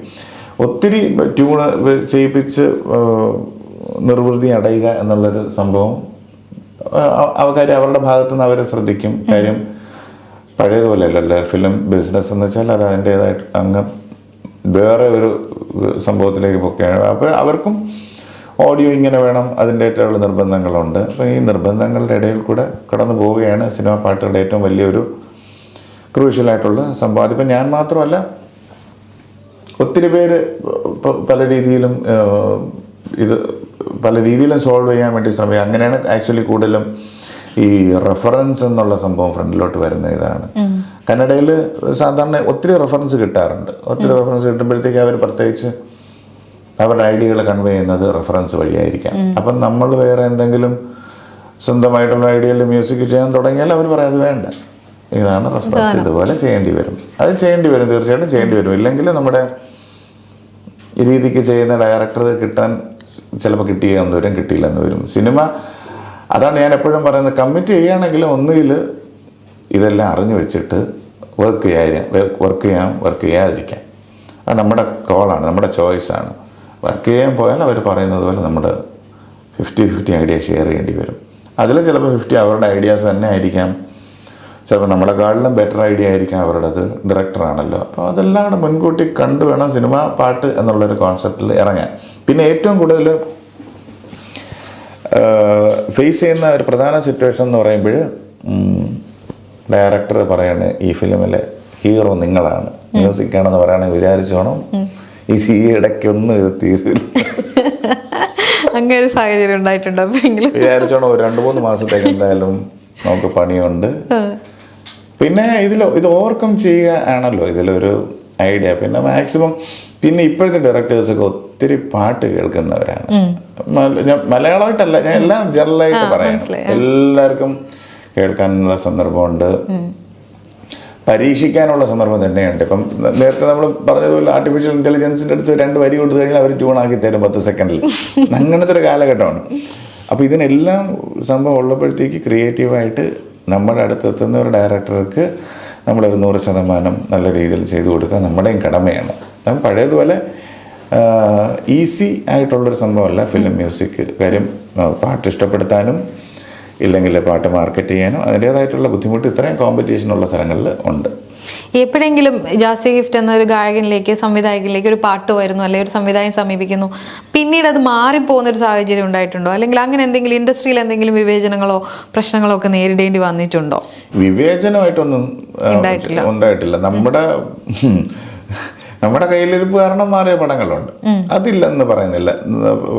അവർ ട്യൂൺ തരാൻ നേരത്ത് അത് നമ്മുടെ പേഴ്സണലായിട്ട് നമ്മൾ വർക്കിന് ഇരിക്കാനൊക്കെ എടുക്കേണ്ട സമയത്ത് നമ്മൾ ചെയ്യാത്തതിൻ്റെ കുഴപ്പം കൊണ്ടൊക്കെ മാറിയ പടങ്ങളുണ്ട്. അതല്ലാതെ പർപ്പസായിട്ട് നമ്മുടെ ഭാഗത്തു നിന്നുള്ള അതല്ലാത്ത വേറെ ഒരു രീതിയിലും അങ്ങനെ വന്നിട്ടില്ല. ഒരിക്കൽ പോലും ജാസി ഗിഫ്റ്റ് എന്ന ഗായകന് ഒരു പ്രശ്നവും ഇൻഡസ്ട്രിയിൽ നിന്ന് പൊളിറ്റിക്കലായിട്ടോ അല്ലെങ്കിൽ മറ്റെന്തെങ്കിലും കാരണത്തിന്റെ പേരിൽ ഒന്നും ഉണ്ടായിട്ടില്ല, ഒരു പ്രശ്നങ്ങളും? അങ്ങനെ ഒരു ഘട്ടത്തിലൂടെ ഈ അടുത്ത കാലത്ത് കടന്നു പോയതുകൊണ്ടാണ് ഞാൻ ചോദിക്കുന്നത്. അല്ല, പേഴ്സണലായിട്ട് അങ്ങനെ ഒരു സംഭവം അറ്റാക്ക് ഒന്നും കമ്പോസിംഗ് സൈഡിലൊന്നും വന്നിട്ടില്ല. ഞാൻ പറയാമല്ലോ, നമ്മളെപ്പോഴും സിനിമ എന്ന് പറയുന്നത് എന്താണ്, നമ്മളൊരു പാട്ട് കേട്ട് ആ പാട്ടിന്റെ ഇഷ്ടം കാരണം അടുത്ത പടങ്ങൾ വരും എന്നുള്ള സ്വഭാവമാണല്ലോ സിനിമയിൽ കൂടുതലും നിൽക്കുന്നത്. അതിന് ആക്ച്വലി നമ്മൾ പാട്ടുകൾ പ്രൂവ് ചെയ്ത് തന്നെ കാണിക്കണം. സിനിമയിൽ എന്തുമാത്രം പാട്ടുണ്ടോ പാട്ട് പ്രൂവ് ചെയ്ത് തന്നെ നമ്മൾ കാണിക്കണം. ഒരു സിനിമയിലെ പാട്ട് എപ്പോഴും നല്ലതാകുന്നു, ആ സിനിമ നല്ലതാകുമ്പോൾ ഓട്ടോമാറ്റിക്കായിട്ട് ആ പാട്ടും നല്ലതാകും എന്നുള്ളൊരു കോൺസെപ്റ്റ് വളരെ സ്ട്രോങ് ആയിട്ട് ഞാൻ പണ്ട് മുതലേ വിശ്വസിക്കുന്നതാണ്. സിനിമ വിജയിച്ചാൽ അതിൻ്റെ കൂടെ നമ്മുടെ പാട്ടും ഈസി ആയിട്ട് മുകളിലേക്ക് പോകും. സിനിമ നല്ലതല്ലാതെ പാട്ട് മാത്രം ലിഫ്റ്റ് ആവണമെങ്കിൽ ആ പാട്ടിന് അത്രയും വേറെ പൊട്ടൻഷ്യൽ തീർച്ചയായിട്ടും ആവശ്യമാണ്. അതെപ്പോഴും നമുക്ക് ഒരു സാധാരണ ഒരു ക്രിയേറ്റർ എന്നുള്ള രീതിയിൽ എപ്പോഴും സാധ്യമാകില്ല. അല്ല, ചില സംവിധായകർ പറയുന്നത് കേട്ടിട്ടുണ്ട്, ഞങ്ങൾക്ക് കുറച്ച് എല്ലാ പാട്ടുകളും കിട്ടുന്നില്ല, അങ്ങനെയൊക്കെയുള്ളൊരു സാഹചര്യം ഇൻഡസ്ട്രിയിലുണ്ട്, അല്ലെങ്കിൽ അങ്ങനെ ഒരു പൊളിറ്റിക്സ് വർക്കൗട്ട് ആവുന്നുണ്ട്. അങ്ങനെയൊക്കെ എപ്പോഴെങ്കിലും ഒരിക്കൽ പോലും തോന്നിയിട്ടുണ്ടോ അങ്ങനെ മറ്റുള്ളവർ? ഇന്നത്തെ സാഹചര്യം എന്ന് പറഞ്ഞാൽ എല്ലാ പൊളിറ്റിക്സുകളെയും മാറ്റി നിർത്താൻ പറ്റിയ ഒരു കാലഘട്ടമാണ് ഇപ്പോഴും. ആക്ച്വലി എനിക്ക് അങ്ങനെ തോന്നിയിട്ടുണ്ട്. എല്ലാവരും വളരെ ക്രിയാത്മകമായി പ്രതികരിക്കുന്നു. എല്ലാവർക്കും നമ്മള് പണ്ട് വെളിയിൽ നമ്മൾ പറയുന്നുണ്ട്, US പോട്ടെ, US എന്നല്ല, എല്ലായിടത്തെയും അവർക്ക് എല്ലാവർക്കും ബേസിക് മ്യൂസിക് എന്താണെന്ന് അറിയാം. ഇല്ലെങ്കിൽ ആ ഒരു സംഭവം നമുക്കിപ്പോഴും കിട്ടിയിട്ടുണ്ട്. കാര്യം അത്രയും എഡ്യൂക്കേറ്റഡ് ആണ് എല്ലാവരും, മ്യൂസിക്കിനെ പറ്റി അറിയാം. ഇല്ലെങ്കിൽ മ്യൂസിക്കിൽ നിൽക്കുന്ന അല്ലെങ്കിൽ പ്രൊഫഷണലായിട്ടുള്ള കുട്ടികൾക്ക് എങ്ങനെയാണ് അത് എത്രമാത്രം കമ്പോസ് ചെയ്യാനും അല്ലെങ്കിൽ ഫ്രണ്ടിലോട്ട് കൊണ്ടുപോകാൻ എങ്ങനെ ഒരു സംഭവം ഇപ്പോഴും അറിയാം. അതുകൊണ്ട് ഇപ്പം ആര് എന്തൊക്കെ ഒരു ബാരിയർ ഇതിൽ കൊണ്ടുവന്നാലും ബേസിക് ആയിട്ടുള്ളൊരു ടാലൻറ്റിൽ മാത്രമാണ് നിൽക്കുന്നത്. ടാലൻറ്റിൽ നമ്മൾ കാണിക്കണം, നമ്മളിപ്പോൾ ഷോ ഓഫ് ചെയ്യണം, നമുക്കിത് പറ്റും എന്നുള്ള രീതിയിലാണെങ്കിൽ അതാണല്ലോ എത്രയോ പ്രൈവറ്റ് ആയിട്ടുള്ള ആർട്ടിസ്റ്റുകൾ. പണ്ട് സിനിമ പാട്ടുകാർ മാത്രമാണല്ലോ പാട്ടുകാരെന്ന് വെച്ച് നമ്മൾ കരുതിക്കൊണ്ടിരുന്നത്. ഇപ്പം അങ്ങനെയല്ലല്ലോ. ഇപ്പം സിനിമ പാട്ടുകാരെന്നുള്ളതിനെക്കാട്ടിലും ഒത്തിരി പ്രൈവറ്റ് സിംഗേഴ്സ് ഉണ്ടല്ലോ, പ്രൈവറ്റ് ബാൻഡുകളുണ്ടല്ലോ. അത് തന്നെ ഏറ്റവും വലിയൊരു മൂവ്മെൻറ്റും സന്തോഷത്തിൻ്റെയും കാര്യമാണ്. ഞാൻ എപ്പോഴും എടുത്ത് പറയുന്ന ഒരു പ്രധാന കോട്ടം, പണ്ടൊക്കെ നമ്മൾ എപ്പോഴും പറയും കുറച്ചുകൂടെ കഴിയുമ്പോഴത്തേക്ക് നമുക്ക് അവസരങ്ങൾ ഒന്നും ഇല്ലാതാവും, ഇല്ലെങ്കിൽ അവസരങ്ങൾ കുറയും എന്നുള്ളൊരു, ഇന്ന് ആ കോൺസെപ്റ്റേ ഇല്ല. അവസരങ്ങൾ നമ്മൾ തന്നെയാണ്. അതുകൊണ്ട് നമ്മൾ വീട്ടിൽ ഇരുന്ന് സിനിമ കണ്ടാൽ അതുപോലെ ഇരിക്കും. നമ്മൾ വർക്ക് ചെയ്താൽ നമുക്ക് നല്ല അവസരങ്ങൾ കിട്ടും. നമ്മൾ എത്രമാത്രം വർക്ക് ചെയ്യുന്നു അതിൻ്റെ ഒരു പ്രോപ്പർ റിസൾട്ട് കിട്ടും. ആ ഒരു സ്ട്രോങ് ആയിട്ടുള്ള ഒരു സംഭവത്തിലാണ് ഇപ്പോഴും നമ്മൾ പോയിക്കൊണ്ടിരിക്കുന്നത്. ഈ സമീപകാലത്ത് ഈ കറുപ്പിന്റെ, നമ്മൾ തന്നെ പലപ്പോഴും സംസാരിച്ചിട്ടുണ്ട് പേഴ്സണലായിട്ട്, ഈ കറുപ്പിന്റെ രാഷ്ട്രീയത്തെ കുറിച്ച് എന്താണ് പറയാനുള്ളത്? ഈ അടുത്ത കാലത്തുണ്ടായ കുറേ വിവാദങ്ങൾ, 2-3 വിവാദങ്ങൾ ജാസി ഗിഫ്റ്റിന് ഉൾപ്പെടെയുള്ള ആളുകളുടെ തുടർച്ചയായിട്ട് വന്നു. അപ്പൊ അതിനോടൊക്കെ എങ്ങനെയാണ്? ഇപ്പൊ കുറച്ച് മാറി, എല്ലാ സാഹചര്യത്തിലും ഒന്ന് പൊരുത്തപ്പെട്ടു എന്ന് ഞാൻ വിശ്വസിക്കുന്നു. പെട്ടെന്നത് കേട്ടപ്പോൾ എന്തായാലും അതൊരു ഷോക്കായിട്ടുണ്ടാവും അല്ലേ ആ സാഹചര്യം? ഇതൊക്കെ പണ്ട് മുതലേ ഉണ്ട്. ഇപ്പോൾ ഇത് ഓപ്പണായിട്ട് എല്ലാവരും പറയാൻ ആഗ്രഹിക്കുന്നു. ഇത് തിരിച്ച് ആർക്കും ഒരു ബാക്ക് സ്റ്റാബായിട്ടും ആരും ഇതൊന്നും ഗണിക്കുന്നില്ല. ഇത് ആക്ച്വലി ഇത് പണ്ട് മുതലേ ഉള്ളതാണല്ലോ. ഇത് നമ്മളെല്ലാവരും കാണുന്ന ഒരു പ്രോസസ്സാണ്. ഗ്ലോബലി ഉള്ള ഏറ്റവും വലിയ പ്രോസസ്സുകളൊന്നാണ് അത്. ഇപ്പം ഇവിടെ ഇതിങ്ങനെ വെളിയിൽ വന്നു എന്നുള്ളൊരു നിർഭാഗ്യകരമായിട്ടുള്ള കാര്യം മാത്രമേ ഉള്ളൂ. അത് പ്രധാനമായിട്ടും ഒരു ബേസിക് ഒരു ഫ്രസ്ട്രേഷൻ്റെ ഒരു സംഭവം വെളിയിൽ വന്നു എന്നുള്ളതിൻ്റെ ഒരു തെളിവായിട്ട് ഇതങ്ങ് എടുത്താൽ മതി. അത് നമ്മൾ കലാഭവൻ മണിയെ പോലെയുള്ള അത്രയും വലിയൊരു നടൻ്റെ അനിയൻ അപ്പോൾ അദ്ദേഹം നേരിടുന്ന ഒരു മാനസിക പ്രയാസം ഉണ്ടല്ലോ. ആ ഒരു ഘട്ടത്തിൽ ജാസി ഗിഫ്റ്റിൻ്റെ ആ ഒരു ഇഷ്യൂ അത് കഴിഞ്ഞ് കുറച്ച് കഴിയുമ്പോഴാണ് ഈ ഒരു വിഷയം ഒക്കെ വരുന്നത്. എല്ലാം ഒരേ സമയത്താണ് സംഭവിച്ചുകൊണ്ടിരിക്കുന്നത്. നമ്മൾ ആ സമയത്ത് സംസാരിക്കുന്നു ഈ വിഷയങ്ങളെക്കുറിച്ചല്ലേ, നമുക്ക് അതിൻ്റെ ഒരു രാഷ്ട്രീയം നമ്മൾ പലപ്പോഴും പങ്കുവച്ചിട്ടുണ്ട്. അപ്പം ഞാൻ അപ്പോഴൊക്കെ ജാസി ഗിഫ്റ്റ് എന്നൊരു ഗായകനോട് അല്ലെങ്കിൽ സംവിധായകനോട് സംസാരിക്കുമ്പോൾ മനസ്സിലാവുന്ന പലപ്പോഴും അതിനോട് വിട്ടു നിൽക്കാനുള്ള ഒരു ടെൻഡൻസി കാണിക്കാറുണ്ട്. അത് എന്തുകൊണ്ടാണ് അങ്ങനെ? നമുക്കതിനെ കുറച്ചും കൂടി ടൂളായിട്ട് ഉപയോഗിച്ചുകൊണ്ട്, നമ്മുടെ സംഗീതം ഉപയോഗിച്ചുകൊണ്ട് കുറച്ചുകൂടി പറയാൻ തോന്നാതിരുന്നത്. പലരും ഈ ക്വസ്റ്റ്യൻ എൻ്റെ നേരത്തെ ചോദിച്ചാൽ ഞാൻ ഒരിക്കലും ഞാനും പണ്ട് പോലെ എനിക്ക് റിയാക്ട് ചെയ്യുക എന്നുള്ളതിനെ പറ്റി ഞാൻ പലപ്പോഴും റിയാക്ട് ചെയ്താൽ നമ്മൾ ഒറ്റപ്പെട്ടു പോകും. അത് തീർച്ചയായിട്ടും നമ്മൾ വളരുന്നൊരു സിറ്റുവേഷനും ഇല്ലെങ്കിൽ നമ്മൾ കടന്നു പോകുന്ന സ്ഥലങ്ങളെല്ലാം അതുപോലെയാണ്. ഞാൻ എപ്പോഴും പറയും, നമ്മുടെ കൗണ്ടറായിട്ട് വരുന്ന ഒരു സംഭവം, നമ്മളൊരു ശത്രുവായിട്ട് ചിത്രീകരിക്കപ്പെടുന്ന ഒരു സന്ദർഭത്തിൽ നമ്മൾ ചെയ്യാൻ പറ്റിയത് മാക്സിമം എതിർക്കാതിരിക്കുക, നമ്മൾ അവിടെ നിന്ന് ഉൾവലിക്കുക. കാര്യം നമ്മുടെ ഏറ്റവും വലിയ ശത്രുക്കളെല്ലാം ഒത്തിരി ദൂരെയല്ല, ഏറ്റവും അടുത്ത് തന്നെയാണ് നമ്മുടെ ഏറ്റവും വലിയ ശത്രുക്കളെന്ന് വിശ്വസിക്കുന്ന ഒരാളാണ് ഞാൻ. അത് പണ്ട് പോലെ അങ്ങനെയാണ്. അത് ആക്ച്വലി ഞാൻ വളർന്ന സാഹചര്യവും അതൊക്കെ വെച്ച് നോക്കുകയാണെങ്കിൽ അപ്പോൾ ഇതെല്ലാം ഇതിൻ്റെ ഭാഗമായിട്ട് പണ്ട് പോലെ നമ്മൾ അനുഭവിക്കുന്ന സംഭവങ്ങളും ഇതെല്ലാമാണ്. പക്ഷേ ഇപ്പോഴത്തെ ഒരു കാലഘട്ടത്തിൽ ഇതിനകത്ത് പിന്തിരിഞ്ഞ് നിൽക്കുക എന്നുള്ളൊരു സ്വഭാവം, അത് ഞാൻ നേരത്തെ ഒത്തിരി കാര്യങ്ങളിൽ അങ്ങനെ വളരെ റിയാക്ട് ചെയ്യാൻ, ഞാൻ നേരത്തെ പറഞ്ഞ പോലെ റിയാക്ട് ചെയ്ത് കഴിഞ്ഞാൽ നമ്മളതിൽ ഒറ്റപ്പെടുന്ന ഒരു സ്വഭാവമായിട്ടാണ് എനിക്ക് കുറച്ച് സമയം കുറച്ച് പാർഷ്യലായിട്ട് കുറച്ച് പേര് സപ്പോർട്ട് ചെയ്യാൻ കാണും. ഞാൻ എൻ്റെ ഒരു അടുത്ത സുഹൃത്തുണ്ട് നാസർ, ഞങ്ങൾ ഇന്നലെ ഈ സംഭവം പറഞ്ഞതേ ഉള്ളൂ. അപ്പോൾ പല പല കാര്യങ്ങളിലും അറ്റാക്ക് ചെയ്യുക എന്നതിനെക്കാട്ടിലും എന്താണ് ബാക്കിൽ നിന്ന് നമ്മുടെ കാര്യം നോക്കുകയാണ് ആക്ച്വലി നല്ലതായിട്ട് എനിക്ക് പലപ്പോഴും ഫീൽ ചെയ്തിട്ടുണ്ട്. പക്ഷെ ഇതൊരു സാമൂഹ്യ പ്രതിബദ്ധതയും കൂടി ഉള്ളൊരു കാര്യമാണല്ലോ കല എന്ന് പറയുന്നത്. കലയെ നമ്മൾ അങ്ങനെയാണല്ലോ കാണുന്നത്, ഏത് തരത്തിലുള്ള കലയാണെങ്കിലും. അപ്പം നമ്മളൊരു ഇടപെടൽ, നമ്മളൊരു കലാകാരനാവുക എന്ന് പറയുമ്പോൾ ഒരു മനുഷ്യൻ കുറച്ചും കൂടി സമൂഹത്തോട് ഒരു ചേർന്ന് നിൽക്കുന്ന ആളുകളാണ്. അപ്പം ചില കാര്യങ്ങളിൽ നമ്മൾ പറഞ്ഞില്ലെങ്കിൽ അതവിടെ അഡ്രസ്സ് ചെയ്യപ്പെടാതെ വരുന്നൊരു സാഹചര്യം വരുന്നു. നമ്മളെപ്പോലുള്ള ആളുകളല്ലേ അത് കൂടുതൽ പറയേണ്ടത് എന്നുള്ളൊരു ചോദ്യം. പ്രധാനമായിട്ടും ഒരു ആരെയും ഹേർട്ട് ചെയ്യാതെ പോകണം എന്നുള്ളൊരു ബേസിക് ഒരു സംഭവം ഞാൻ മനസ്സിൽ എപ്പോഴും കൊണ്ടു നടക്കാറുണ്ട്. അതുകൊണ്ട് വിവാദങ്ങളിൽ നിന്ന് പണ്ടും ഞാൻ മനഃപൂർവ്വം ഒഴിഞ്ഞു മാറുന്നുണ്ട്. അതിപ്പം സാധാരണ ഈ ഒരു ഇപ്പോഴും വന്ന പ്രശ്നങ്ങൾ മാത്രമല്ല, ആക്ച്വലി നേരത്തെ മുതലേ ഉള്ള പാട്ടുകൾ ഇറങ്ങുമ്പോഴത്തേക്ക് ഓരോ രീതിയിലുള്ള അറ്റാക്ക് വരാറുണ്ട്. അത് റേഷ്യലായിട്ടും അവർ ഡിഫൈൻ ചെയ്യാറുണ്ട്, ഇല്ലെങ്കിൽ പൊളിറ്റിക്കലായിട്ടും വരാറുണ്ട്. അതെല്ലാം പാട്ടിൽ കൂടെ ഈ പാട്ടിൻ്റെ ഒരു സംഭവത്തിൽ അങ്ങനെ വന്ന് കാണിക്കാറുണ്ട്. അപ്പോൾ ഇത് ഒരു സമയം നമ്മൾ എല്ലാം റിയാക്ട് ചെയ്യാൻ നിന്ന് കഴിഞ്ഞാൽ നമുക്ക് തന്നെ ഇതുകൊണ്ട് നമ്മൾ ഒരു മനമെടുപ്പ് നമുക്ക് തോന്നിപ്പോവും. അപ്പം അത് കാരണമാണ് കൂടുതലും ഒത്തിരി കാര്യങ്ങളിൽ ഓപ്പണായിട്ട് ഞാൻ എതിര് പറയുകയോ ഇല്ലെങ്കിൽ അവരുടെ കോൺസെപ്റ്റ് ഇതവരുടെ കോൺസെപ്റ്റ് അവർക്ക് ചിലപ്പോൾ ഇതായിരിക്കും അവരുടെ സ്വന്തം. പിന്നെ ഇതിനൊന്നും നമുക്ക് ക്ലാസ് എടുത്ത് മാറ്റാൻ പറ്റില്ലല്ലോ. ഇതെല്ലാം നമ്മുടെ റൂട്ട്സിലെ ഇതെല്ലാം ഉള്ളതാണ്. അപ്പോൾ ഇത് പണ്ട് മുതൽ ഇന്നുണ്ട്, ഇന്നിപ്പോൾ ഇത് പുറത്ത് പറയുന്നു എന്നുള്ള ഒരു കോൺസെപ്റ്റ് മാത്രമേ ഉള്ളൂ. ഒരു ഇടത് ചിന്തകനായിട്ടുള്ള ഒരു മനസ്സുള്ള ഒരു വ്യക്തിയാണല്ലോ. ഇടത് മനസ്സുള്ള ഒരാൾ കുറച്ചും കൂടി വൈബ്രൻ്റ് ആയിട്ടാണ് നമ്മൾ പലപ്പോഴും കണ്ടിട്ടുള്ളത്. പക്ഷെ ജാസിഫിനെ പോലെ ഒരാൾ ഭയങ്കര പതുങ്ങിയ സ്വഭാവവും വളരെ അച്ചടക്കത്തോടു കൂടി കുറച്ച് ഭയങ്കര ആലോചിച്ചാണ് ഓരോ മറുപടികളാണേലും നമ്മൾ തമ്മിൽ തന്നെ ഒരുപാട് കാര്യങ്ങൾ സംസാരിക്കുമ്പോൾ ഞാൻ ശ്രദ്ധിച്ചിട്ടുണ്ട്. വളരെ ക്രിസ്പായിട്ട് എന്നെ ഖണ്ഡിക്കാൻ പറ്റാത്ത തരത്തിലുള്ള മറുപടികളാണ് പലപ്പോഴും വന്നിട്ടുള്ളത്. അതെനിക്ക് തോന്നിയിട്ടുണ്ട്. പ്രത്യേകിച്ചും നമ്മൾ സംസാരിക്കുമ്പോൾ പോലും ഏറ്റവും വലിയ ഗുണം ഈ വാട്സാപ്പിൽ വൺ ഷോട്ട് വന്നതാണ് ഏറ്റവും വലിയ ഗുണം. ഇതാരും റെക്കോർഡ് ചെയ്യില്ലല്ലോ എന്നുള്ള ഗുണം. അപ്പൊ അത്രയും പേടിച്ചാണ്. ഇല്ല, ഞാൻ പറയുന്നില്ല, ഞാൻ ശ്രദ്ധിക്കാറുണ്ട് എപ്പോഴും സംസാരത്തിലൊക്കെ അത് ആ രീതിയിലാണ്. ഞാൻ വളരെ ലിമിറ്റഡ് ആയിട്ടുള്ള ഒരു സർഫസ് പണ്ട് മുതലേ അങ്ങനെ തന്നെ കോളേജ് ബാൻഡ് ഹോട്ടൽ ബാൻഡിലൊക്കെ പാടി അങ്ങനത്തെ ഒരു ലൈഫിൽ വളരെ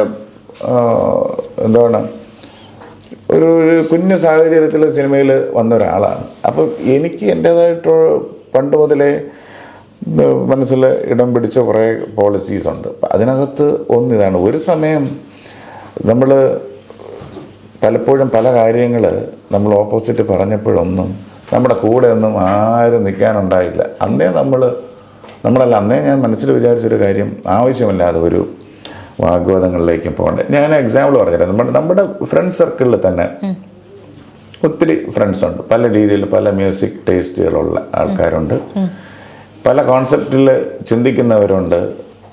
അപ്പം ഈ കുറേ എൻ്റെ കൂട്ടുകാരിൽ തന്നെ പലരെയും ഞാൻ പർപ്പസ്ലി ഒരു രീതിയിലും ഒപ്പോസ് ചെയ്യാനോ അവരുടെ ഐഡിയാസ് തെറ്റാണെന്ന് പറഞ്ഞാനോ മനസ്സിലാക്കാനോ പഠിപ്പിക്കാനോ പോകില്ല. കാര്യം ഒരാളുടെ മനസ്സിൽ ഇതാണെന്ന് വെച്ച് കഴിഞ്ഞാൽ അവരെ ഒരിക്കലും ചിന്തിക്കാൻ പോകില്ല. അതുപോലെ തന്നെയാണ് എനിക്ക് തോന്നുന്നത് ഒരു ഗ്രൂപ്പ് എന്ന് വെച്ചാൽ പല തന്നെ റെപ്രസെൻറ്റേഷൻസ് ആയിരിക്കാം. ഈ റെപ്രസെൻറ്റ് ചെയ്യുന്നവർ എല്ലാവരും മനസ്സിൽ വിചാരിക്കുന്ന ഒന്ന് തന്നെ. നമ്മളിനെ ഇവിടെ നിന്ന് എന്ത് പറഞ്ഞാലും അവരുടെ മനസ്സിൽ ഈ സംഭവങ്ങൾ തന്നെ ആയിരിക്കും. അതുകൊണ്ട് നമ്മുടെ ബേസിക് ആയിട്ടുള്ള ഒരു കാര്യങ്ങളും ഒരു റിവൈവൽ എന്നുള്ള രീതിയിൽ നമുക്ക് സംസാരിക്കാം എന്നുള്ളതല്ലാതെ അതിൻ്റെ ഒരു വേറൊരു പോസിബിലിറ്റിയിലോട്ട് പോകാൻ പറ്റൂല എന്നുള്ളൊരു ചിന്തയാണ് എനിക്ക് ഇത്രയും നാളത്തെ ഒരു 20 വർഷത്തെ ഒരു സിനിമാ ജീവിതത്തിൽ തോന്നിയിട്ടുള്ള കാര്യം. പിന്നെ ഇതിനെല്ലാം ഒരു പബ്ലിക്കായിട്ട് നിൽക്കുന്ന ഒരാൾ സംസാരിക്കുമ്പോൾ സൂക്ഷിക്കാൻ തന്നെ വേണം എന്നെനിക്ക് തോന്നിയിട്ടുണ്ട്. അത് നമ്മൾ പലപ്പോഴായിട്ടുള്ള എക്സ്പീരിയൻസുകളിൽ നിന്നും കാര്യം നമ്മളെപ്പോഴും ഓഡിയൻസിനെ ഡയറക്റ്റ് ഫേസ് ചെയ്യുന്നവരാണ്. നമ്മൾ ലൈവ് ചെയ്യുന്നുണ്ട്. ലൈവ് ചെയ്യുമ്പോൾ വലിയൊരു ഗ്രൂപ്പിനെയാണ് നമ്മൾ ഫേസ് ചെയ്യാൻ പോകുന്നത്. ഈ വലിയ ഗ്രൂപ്പ് എന്ന് പറയുമ്പോൾ നമ്മുടെ ചിന്ത മാത്രമുള്ളവരായിരിക്കില്ല. ഇപ്പോഴും ഒരു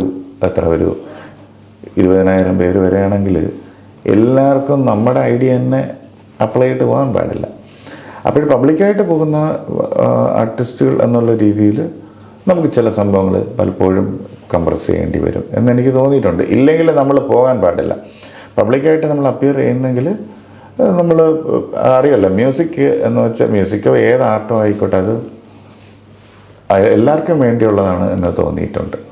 അത് കാരണം സാധാരണ നമ്മൾ പോകുന്ന ഓഡിയൻസിനെ റെസ്പെക്റ്റ് ചെയ്യുക എന്ന് പറഞ്ഞാൽ നമ്മുടെ ഓരോ വാക്കുകളിലും എനിക്ക് തോന്നിയിട്ടുണ്ട്. നമ്മൾ പറയുന്ന വാക്കുകളിലെ പ്രശ്നങ്ങൾ മാത്രം മതി ചിലവർക്ക് നമ്മളെ ഒപ്പോസ് ചെയ്യാനായിട്ട്. അപ്പോൾ മ്യൂസിക് എന്നുള്ള രീതിയിലും പോപ്പുലർ ആർട്ട് എന്നുള്ള രീതിയിലും നമ്മൾ സംസാരിക്കുമ്പോഴത്തേക്ക് വഴിവിട്ട് സംസാരിക്കാൻ പാടില്ല എന്നുള്ളൊരു കോൺസെപ്റ്റിലാണ് ഞാൻ എൻ്റെ കൂട്ടുകാരന്മാരുടെ അടുത്ത് പറയാം. ഞങ്ങൾ അല്ലാതെ പ്രൈവറ്റായിട്ടുള്ള ഡിസ്കഷനൊക്കെ ചെയ്യുമ്പോഴത്തേക്ക് ഞാൻ ഓപ്പണാവുന്നു. അത് വേറെ, ഇവിടെ വേറെ, അവിടെ വന്ന അതിലേക്ക് വേറെ രൂപമായി.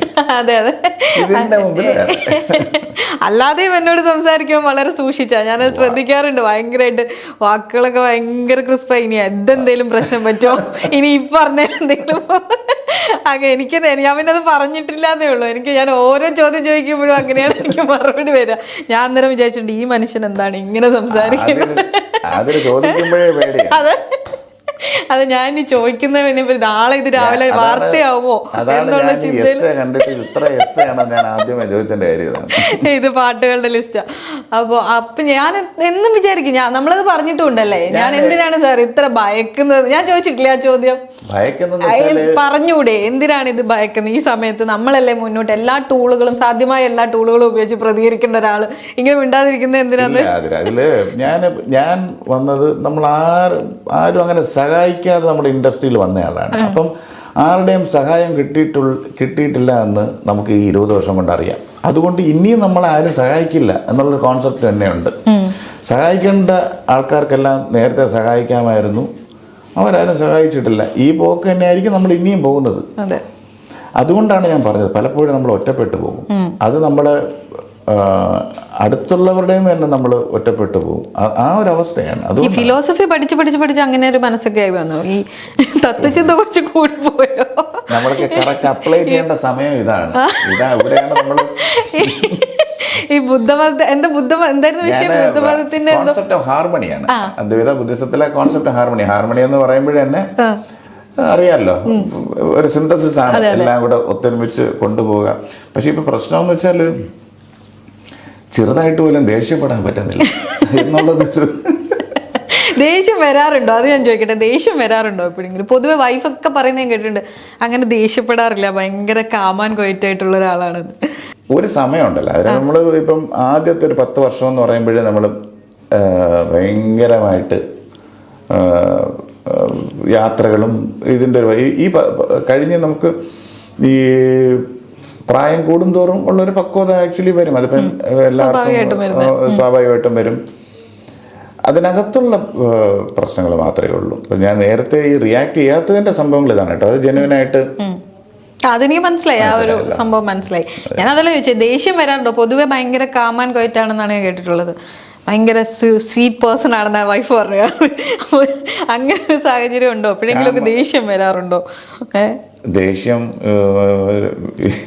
ഈ വരവേൽപ്പ് ഫിലിമിൽ മോഹൻലാൽ ലാലേട്ടൻ വന്ന് ഇന്നസെന്റ് അടിക്കാൻ നിർത്തി ചിരിച്ചോണ്ടിരിക്കില്ലേ, ആ അവസ്ഥയാണ് ഇപ്പോഴും. കാര്യം വെച്ചാൽ ഇപ്പോഴും ദേഷ്യം എന്നുള്ള കോൺസെപ്റ്റ് അല്ല, ആവശ്യങ്ങൾക്ക് വേണ്ടിയുള്ളൊരു സംഭവം. പിന്നെ ഡയറക്ടേഴ്സുമായിട്ട് ഇപ്പോൾ ചില സമയങ്ങളിലുള്ള ഒരു അതല്ലാതെ ആക്ച്വലി നോർമലാക്കാൻ നോക്കും മാക്സിമം.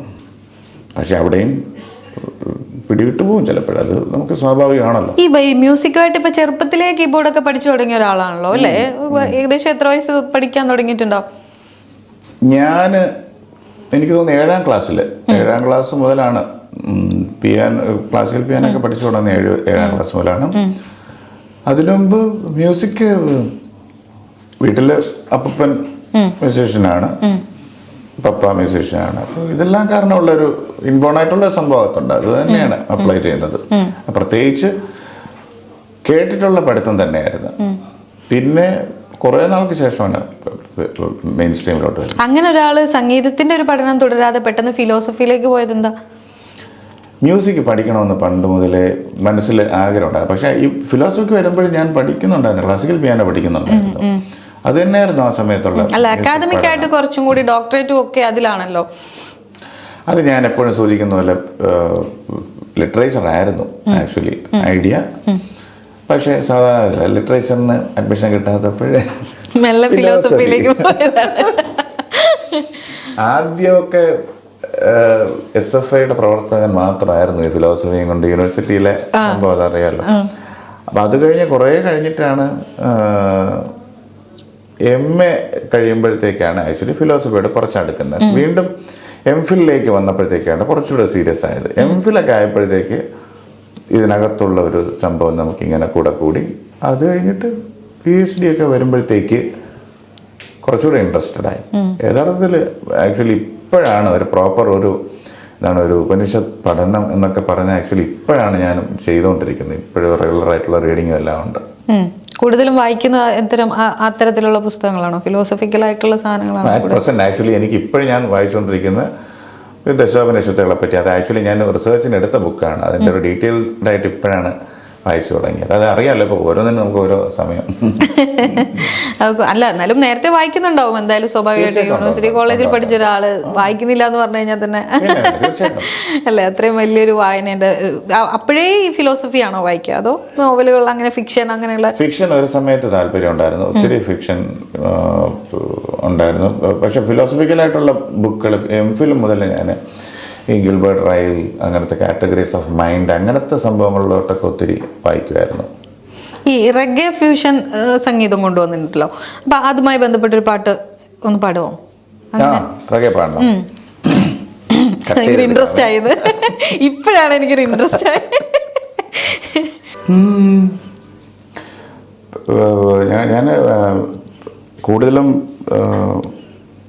ഈ ബോബ് മാർലി സോങ്സ് പാടിയാണ് ഞാൻ ബാൻഡിൽ ആക്ച്വലി കൂടുതൽ ആക്റ്റീവ് ആവുന്നത്. ആ സമയത്ത് നമ്മൾ പാടിയൊരു സ്ഥിരം പാട്ട്, It's been a long, long since we've been together, since I got you on my mind. No, here I say it's okay to see what the people do, baby. Just me and you, come on, let's tear it up. Little darling, tear it up. No, one more time. Come on, let's tear it up. Little darling, tear it up. കുറേ പാട്ടുകളിൽ ഈ പാട്ടായിരുന്നു actually എല്ലാവർക്കും popular ആയിട്ടുള്ള സ്റ്റീർട്ടപ്പ് എന്നുള്ള Bob മാർലിയുടെ ഒരു song. ഇത് കൂടുതൽ പാടും, പിന്നെ വീണ്ടും റിക്വസ്റ്റ് വന്നു. അങ്ങനെയാണ് പിന്നെ ഈ ഒരു സംഭവത്തിലേക്ക് കൂടുതൽ പാടി തുടങ്ങിയത്. ഇത് സിനിമാ പാട്ടിലേക്ക് ഇങ്ങനെ ഒരു ഫ്യൂഷൻ റെഗെ കൊണ്ടുവരാം എന്നെങ്ങനെയാ? ഞാൻ ഞങ്ങളുടെ ഒരു ടൈം പീരീഡിൽ ഈ ഫ്യൂസ് ചെയ്തിട്ടുള്ള മ്യൂസിക്കുകൾ വളരെ കുറവായിരുന്നു. അപ്പം ഈ ഇന്ത്യൻ ബാൻഡുകളുടെ ഒരു റിവൈവൽ സമയമായിരുന്നു അത്, ഒരു 20 yearsന് മുമ്പ്. പിന്നെ സ്റ്റീരിയോ നേഷൻ, അപ്പാച്ചി ഇന്ത്യൻ, അല്ല അപ്പാച്ചി ഇന്ത്യൻ്റെ സോങ്സ് ഒത്തിരി ഫോളോ ചെയ്താണ് ഇങ്ങനത്തെ ഒരു കാറ്റഗറിയിലോട്ട് വരുന്നത്. അപ്പോൾ അതിൽ 2 ഗുണങ്ങളെന്ന് വെച്ചാൽ നമ്മൾ കേൾക്കാത്തൊരു സൗണ്ടിങ്, അത് തന്നെയാണ് ബേസിക് മനസ്സിലുണ്ടായിരുന്ന ഒരു കോൺസെപ്റ്റ്. പ്രത്യേകിച്ച് അത് ഇന്നും ഇൻട്രസ്റ്റഡ് ആണ് ആക്ച്വലി. അങ്ങനത്തെ പാട്ടുകൾ നമ്മുടെ ഒരു ഇന്ത്യൻ ഒരു അകമ്പടിയോടെ കേൾക്കുമ്പോഴത്തേക്ക് അത് ഭയങ്കര ഇൻട്രസ്റ്റ് ആണ്. പക്ഷെ ഇതൊന്നും ഗ്ലോബലി അതൊരു വലിയ സംഭവമല്ലോ. നമ്മുടെ RRR ഒക്കെ പോയി, ഓസ്കാറിന് പോയി തന്നെ വലിയൊരു സംഭവമല്ലേ. അപ്പോൾ അത് ആക്ച്വലി എന്താണ് ഭയങ്കര ഒരു ഉന്മേഷം പകരുന്ന ഒരു സംഭവമാണ് ഇപ്പോഴും. ഈ പാട്ടുകളൊക്കെ ചെയ്യുമ്പം ഞാൻ ശ്രദ്ധിക്കാറുണ്ട് കുറേയധികം രാഗങ്ങളിൽ, അതായത് നമ്മൾ സാധാരണ മലയാള സിനിമയിൽ ചില രാഗങ്ങളൊന്നും ഉപയോഗിക്കാത്ത രാഗങ്ങളിൽ പോലും ജാസി ഗിഫ്റ്റിൻ്റെ പാട്ടുകൾ അതിനകത്തുണ്ട്. അപ്പം അത് അങ്ങനെ പർപ്പസ്ഫുള്ളി ഇന്ന രാഗത്തിലേക്ക് ചെയ്യുന്നതാണോ അതോ അങ്ങനെ ഒന്ന് സംഭവിക്കുന്നതാണോ? പർപ്പസായിട്ട് ഒരു പർട്ടിക്കുലർ ഇതിനകത്തോട്ട് പോകാൻ ശ്രമിക്കാറില്ല. പാട്ട് ചെയ്ത് വരുമ്പോൾ നമ്മൾ ചിലപ്പോൾ ഒന്ന് ഡീവിയേറ്റ് ചെയ്ത് കുറച്ചൊരു എന്തെങ്കിലും ഒരു വ്യത്യാസം വരുത്താനായിട്ട് വേറെ ഒരു ഡിഫറെൻ്റ് ആയിട്ടുള്ളൊരു നോട്ടിലേക്ക് പോകും. പർപ്പസായിട്ട് ഒരു എന്തെങ്കിലും സ്റ്റക്ക് ഓൺ ചെയ്യാൻ നോക്കിയിട്ടില്ല. എന്നെ ഒരു രാഗത്തിൽ ചെയ്യാം എന്ന് അങ്ങനൊന്നും ആരും ആവശ്യപ്പെട്ടിട്ടും ഉണ്ടാവില്ലല്ലേ. ചില ആളുകൾ ചില സിനിമകൾ ചെയ്യുമ്പോൾ പറയാറുണ്ടല്ലോ ഇന്ന രാഗത്തിൽ ചെയ്യണം, അല്ലെങ്കിൽ ഇങ്ങനൊരു ഫീലിലുള്ള സാധനം കിട്ടണം എന്ന് പറയാറുണ്ട്. ഞാനിപ്പം ഇവിടെ അല്ല, ഞാൻ കന്നഡയിലെ ഒരു എക്സാമ്പിൾ പറഞ്ഞു തന്നാൽ, അവിടെ ചിലപ്പോഴും ഡയറക്ടേഴ്സ് വന്ന് 2-3 പാട്ടുകളുടെ ഒരു ബേസിക് റെഫറൻസ് പറയും. ഈ പറയുന്ന രാഗങ്ങളെല്ലാം പാട്ടുകളെല്ലാം ചിലപ്പോഴും ഒരേ ഒരു നേച്ചറായിരിക്കും, സ്കെയിൽ വൈസും എല്ലാം. അപ്പോഴേ നമുക്ക് തോന്നും അവർക്ക് എന്താണ് ഒരു ബേസിക് ഐഡിയ വരേണ്ടത്. അങ്ങനെ ചിലപ്പോൾ സ്റ്റാർട്ട് ചെയ്യാറുണ്ട്, ഇല്ലെന്ന് പറയുന്നില്ല. അപ്പം നമുക്ക് എവിടെ നിന്നാണ് ഒരു ഐഡിയ ജനറേറ്റ് ചെയ്യുന്നത് അവിടെ നിന്ന് നമുക്കെപ്പോഴും സ്റ്റാർട്ട് ചെയ്യാം. ചിലപ്പോൾ അതൊരു രാഗ ബേസ്ഡ് ആയിരിക്കാം, ഇല്ലെങ്കിൽ ഏതെങ്കിലും ഒരു റിതം ലൂപ്പ് കേട്ടിട്ടായിരിക്കാം, ഇല്ലെങ്കിൽ ഒരു ഗിറ്റാർ സാമ്പിൾ കേട്ടിട്ടായിരിക്കാം, ഇല്ലെങ്കിൽ ഏതെങ്കിലും ഒരു പാട്ടിൻ്റെ എന്തെങ്കിലും ചെറിയൊരു ഹമ്മിങ് പോർഷനോ, അങ്ങനെ ഏതെന്നാണ് നമുക്കൊരു ഇൻസ്പിറേഷൻ പെട്ടെന്ന് കിട്ടുന്നത് അതങ്ങ് തുടങ്ങാം. ഈ ഇതര ഭാഷകളിലേക്ക് പോയപ്പോൾ കന്നഡയും തെലുങ്കും ഒക്കെ അറിയാമായിരുന്നോ അതോ അവിടെ ചെന്ന് പഠിച്ചു? അത്യാവശ്യം കുറച്ചൊക്കെ ഇപ്പോഴത്തേക്ക് കമ്മ്യൂണിക്കേറ്റ് ചെയ്യാൻ അറിയാം. എഴുതാൻ അറിയില്ല, എഴുതാൻ കുറച്ച് പഠിച്ചായിരുന്നു.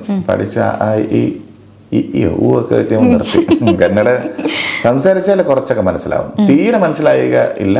തെലുങ്ക് പക്ഷേ ഞാൻ ഏറ്റവും കൂടുതൽ പാട്ട് പാടിയിട്ടുണ്ട്, ഒത്തിരി പാട്ട് പാടിയിട്ടുണ്ട്. പക്ഷെ സംസാരിക്കാൻ അറിയില്ല. അത് കേട്ട് എഴുതാൻ എളുപ്പമാണ്. ഈ സൗത്ത് ഇന്ത്യൻ ലാംഗ്വേജുകളിൽ ഏറ്റവും ഡിക്ഷൻ എനിക്ക് പ്രോപ്പറായിട്ട് കിട്ടുന്നത് തെലുങ്കാണ്. ഈസി ആയിട്ട് പാടാനും പറ്റുന്ന തെലുങ്കാണ്. ഒരു പാട്ട് തെലുങ്കിൽ പാടിയാലോ? തെലുങ്കിൽ പാടാം. തെലുങ്കിൽ ഞാൻ എപ്പോഴും എന്താണ്, കീരവാണി സാറിൻ്റെ പാട്ടാണ് അവിടെ ഏറ്റവും പോപ്പുലർ ആയിട്ടുള്ളത്.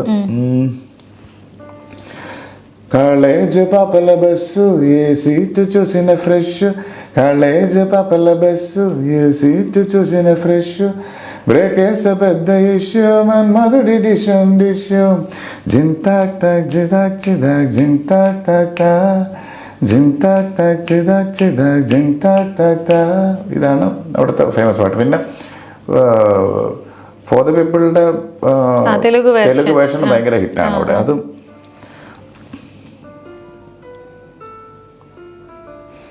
മല്ലീശ്വരിവേ മധുരാസല മഞ്ജരിവേ మంత్రాక్షరివే మగ శ్వాసల అంజలివే తెనవి నువ్వు తెరటిగవో తెలియదలన వెన్నెల నువ్వు వెంటి మంటవో తాకే తెలుసుకోనా చక్కనైన మల్లికవో